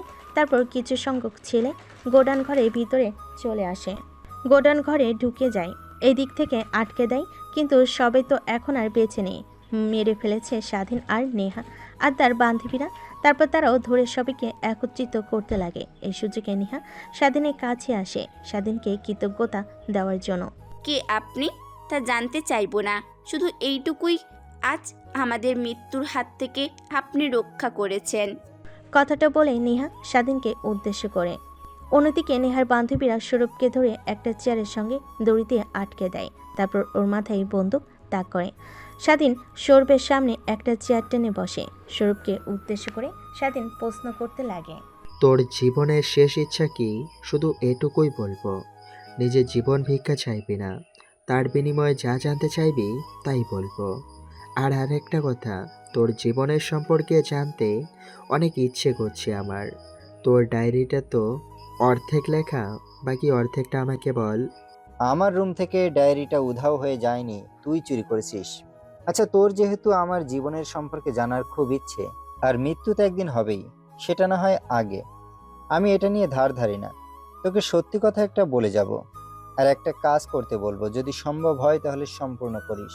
স্বাধীন মাথা নাড়িয়ে ইশারা দিয়ে হ্যাঁ বোঝায়। তারপর উপরে সিলিং ফ্যানের দিকে তাকিয়ে অস্থির একটা নিঃশ্বাস ফেলে সৌরভ। সৌরভের জীবনে ঘটে যাওয়া অর্ধেক না হওয়া স্বাধীন জানে, কিন্তু আপনারা তো আর জানেন না। তাহলে শুরু থেকেই বলুক সৌরভ, শোনা হোক। তাহলে শোন, আমার বাবা একজন সরকারি চাকরিজীবী ছিল। সে অনেক সৎ চাকরি করত। মাসে যে টাকা উপার্জন করত সেই টাকা দিয়ে আমাদের সংসার অনায়াসে চলে যেত। একদিন তার অফিসে আবির্ভাব ঘটে সেইখানকার নামকরা একটা ডনের বাবাকে অনেক টাকার প্রলোভন দেখায়, শুধুমাত্র তাদের কোম্পানির জন্য যে জায়গাটা বরাদ্দ সেটা যেন সরকারিভাবে অনুমতি দিয়ে দেয়। কিন্তু বাবা গিয়ে দেখে সেইখানে যদি কোম্পানি তৈরির অনুমতি দেওয়া হয় তাহলে আশেপাশে 3-4টে গ্রামের মানুষ বাঁচতে পারবে না, বায়ু দূষণে মারা যাবে। তাই আর তাদের কোম্পানির পারমিশন দেয় না। লোকটা রেগে গিয়ে আমার বাবাকে অনেক মারধর করে। পরবর্তীতে বাবা পুলিশে কমপ্লেন করে। পুলিশ তো তাদের কেনা গোলাম, এটা আবার আমার বাবা জানতো না। পুলিশ সবকিছু ওই লোকটাকে বলে দেয়। পরবর্তীতে ওই লোকটা আমাদের বাসায় আসে, আমার চোখের সামনে আমার বোন মাকে ধর্ষণ করে। বাবা এটা সইতে না পেরে সুইসাইড করে। পরবর্তীতে মা সকলের সামনে মুখ দেখাতে না পেরে 3 মাস পর সুইসাইড করে। বোনেরও একই অবস্থা, 1 মাস পর সুইসাইড করে। আমি একা হয়ে যাই। সে থেকে প্রতিজ্ঞা করি নিজেই আমি ওই ইমরান খান নামক নরপিশাচকে মেরে ফেলবো। মানে কোন ইমরান খান? আগে যে ঢাকা শহর আওতায় ছিল সেই ইমরান খানের কথা বলছিস তুই? তুই ঠিকই বুঝতে পেরেছিস, ওই ইমরান খানের কথাই আমি বলছি। তোর মাথায় বন্দুক তাক করে আছি, যে কোনো সময় ট্রিগারটা চাপ দিলেই তুই স্বয়ং আল্লাহর কাছে চলে যাবি। আর এখনও মিথ্যা কথা বলছিস। ইমরান খানের সম্পর্কে আমি ভালো করেই জানি, ও অনেক ভালো, ওনার নামে কোনো বাজে রিপোর্ট নেই। আর তুই ওনার নামে খারাপ বিষয় বলছিস, শুধুমাত্র ঢাকা শহর থেকে সে চাঁদা তোলে, এটুকুই। ওর আসল রূপ এখনো তাহলে তো জানিস না। ও বিভিন্ন দেশে পারমাণবিক নিউক্লিয়াস বোমার উপকরণ সাপ্লাই দেয় সবার চক্ষুর আড়ালে। সৌরভের কথা শুনে স্বাধীন অনেকটাই চমকে যায়। অযথা ছেলেটা মৃত্যুর আগে মিথ্যা কথা বলবে কেন? সত্যি কথাই বলেছে। তাহলে কি ইমরান খানকে সে যতটা ভালো জানে সে ততটা ভালো না? স্বাধীন এসবই ভাবছিল, ঠিক তখনই পাশ থেকে নেহা বলল, কি যে নাম বললেন, ও মনে পড়েছে, ইমরান খান। উনি এই ঢাকা শহরের আগের গ্যাংস্টার ছিল। আমি তোকে কথা দিচ্ছি, আমি ওনাকে মেরেই ছাড়বো, তোদের মৃত্যু প্রতিশোধ নেব। স্বাধীন সৌরভের আজে বাজে কথা শুনতে না পেরে টিগারে চাপ দেয়। গুলিটা মাথার এফোর হয়ে যায়। একটু মুচকি হেসে সৌরভ তার জীবনে শেষ নিঃশ্বাস ত্যাগ করে মাটিতে শুয়ে পড়ে। তার মৃতদেহ চারপাশে রক্ত লাল হয়ে যায়, কিন্তু কেউ দেখো না দেখার ভান করে চলে যাচ্ছে। তারপর স্বাধীন এক এক করে সবাইকে একত্রিত করতে লাগে প্রত্যেককে পুড়িয়ে মারার জন্য। অন্যদিকে নেহা স্বাধীনকে অনেক কৃতজ্ঞতা জানাতে লাগে, সঙ্গে তার বান্ধবীরাও। তারপর গোডাউন ঘরে বাইরে গিয়ে আগুন লাগিয়ে দেয়। তারপর নেহারা চলে যায় হোস্টেলে। স্বাধীন সেখানে আর ছদ্মবেশ ধরে না থেকে ইমরান খানকে শুধু মেসেজে বলে মিশন সাকসেসফুল। এটা দেখে ইমরান খান আনন্দে আত্মহারা হয়ে যায়। সোজা গাড়ি নিয়ে ঢাকার উদ্দেশ্যে রওনা হয়। তারপর ঢাকাতে তার বাসায় চলে যায়। প্রথমে তার মেয়েকে তার বাসায় আসার জন্য বলে, পরবর্তীতে স্বাধীনকেও আসার জন্য। স্বাধীন আসে, তার মনে অনেক প্রশ্ন জমাট বেঁধেছে। এই প্রশ্ন খোলাসা করার জন্য পরদিন সকালবেলা যখন সকাল 10টা বাজে তখন স্বাধীন ইমরান খানের বাসার সামনে এসে হাজির হয়। দরজার কলিং বেল দেয়। একটা কাজের ছেলে সে দরজা খুলে দেয়। স্বাধীন দরজা দিয়ে ড্রয়িং রুমে যায়। ড্রয়িং রুমে গিয়ে দেখে ইমরান খান বসে চা খাচ্ছে, পাশে একটা মেয়ে। স্বাধীন ইমরান খানের কাছে যেতেই ইমরান খান তাকে বসতে বলে। পাশে বসতেই সেই দিকে তাকে দেখতে পায় নেহা। নেহা স্বাধীনকে দেখে অনেকটা অবাক হয়, কিন্তু স্বাধীন অবাক হয় না, সে ভালো করে জানে এটা নিয়ে। আপনি এখানে?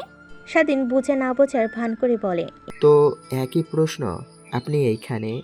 অবভিয়াসলি আমি এখানেই থাকবো, কারণ এটা আমার বাবার বাসা। তো এখানে ছাড়া আর কোনখানে থাকবো আমি শুনি? ও আচ্ছা, তাহলে ইমরান স্যার আপনার বাবা হন? ইমরান খান স্বাধীন আর নেহার কথোপকথন শুনছিল। নিমেষেই তার মাথায় একটা বুদ্ধি আসে। মুচকি একটা হাসি দিয়ে তাদের দিকে তাকিয়ে থাকে। নেহা তার বাবাকে হাসতে দেখে বলে, তোমার আবার কি হলো? আর তোমাকে বলছি, এই ছেলেটাকে তুমি কি করে চেনো? মেয়ের এক প্রকার ধমক খেয়ে ইমরান খানের ধ্যান ভাঙে। তারপর আমতা আমতা করে বলে, আরে মা, বলো না। আমাদের অফিসে একটা ভালো পোস্টে কাজ করতেছে, তার সুবাদে আমি ওকে চিনি। আর বাসায় আসতে বলেছি একটা ফাইল নিয়ে যাওয়ার জন্য। অনেক দিন হলো, তুই তো জানিস এই ঢাকার বাসাতে আসি না। কোম্পানিটাও তেমন একটা দেখাশোনা করি না। এই ছেলেটা দেখাশোনা করতো। বাই দ্য ওয়ে, হ্যালো স্বাধীন। আর স্বাধীন, এটা হলো নেহা, আমার একমাত্র মেয়ে। তারপর স্বাধীন আর নেহা তারা নিজেদের মধ্যে পরিচিত হতে লাগে। বাবা, আর একটা কথা তুমি কি জানি বলতে চাইলে, বলো। তুই তো বড় হয়েছিস, বাবা হিসেবে আমার একটা দায়িত্ব আছে না, তোকে বিয়ে দিয়ে দেওয়ার। আর তোর জন্য আমি ছেলে ঠিক করে রেখেছিলাম।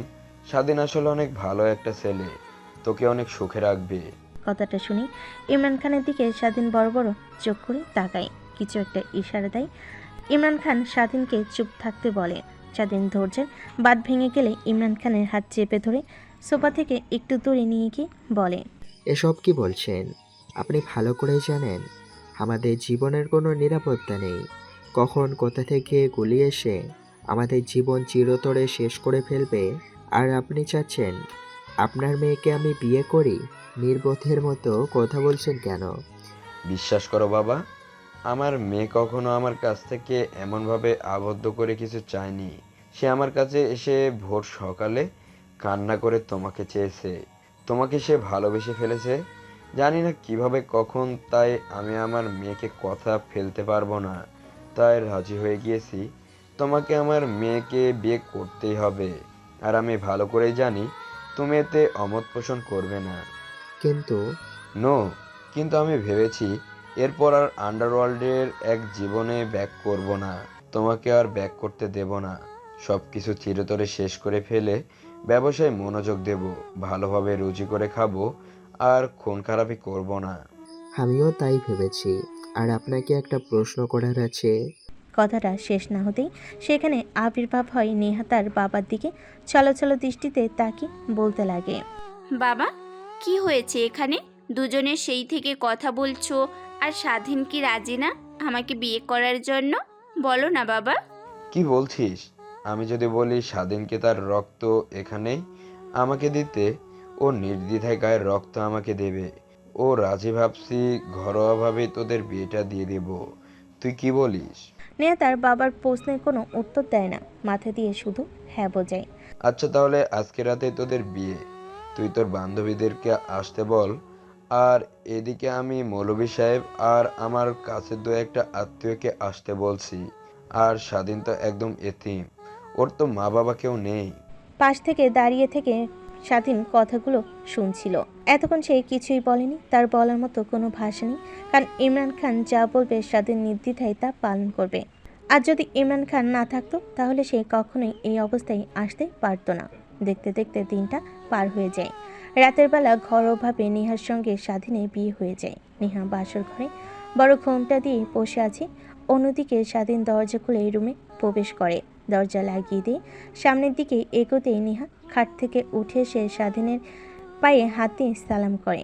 স্বাধীন নেহাকে তুলে শক্ত করে জড়িয়ে ধরে বলে, হয়েছে মা, হয়েছে। অনেক দোয়া করি তুমি অনেক দিন বাঁচো আর ফুটবল টিমের সমান বাচ্চার মা হও। কি আমি তোর মা হই, তাই না?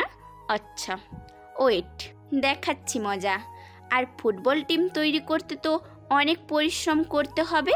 হুম হুম আমি তো রেডি। তুমি কি রেডি? পারবে তো আমার রোমান্টিক ভালোবাসার অত্যাচার নিতে? নেহা তো লজ্জায় স্বাধীনের বুকে মুখ লুকায়। আর স্বাধীন নেহাকে নিয়ে খাটের উপর পড়ে যায়। বাকিটা ইতিহাস, যা জানার জন্য আপনাদের বিয়ে করতে হবে। Tata, bye bye. তো হ্যালো বন্ধুরা, গল্পটা এখানেই শেষ। কি করছেন আপনারা এখনো? এখন বাকিটুকু যা জানার সবাই বিয়ে করে জেনে নেবেন। ধন্যবাদ সবাইকে। আল্লাহ হাফেজ।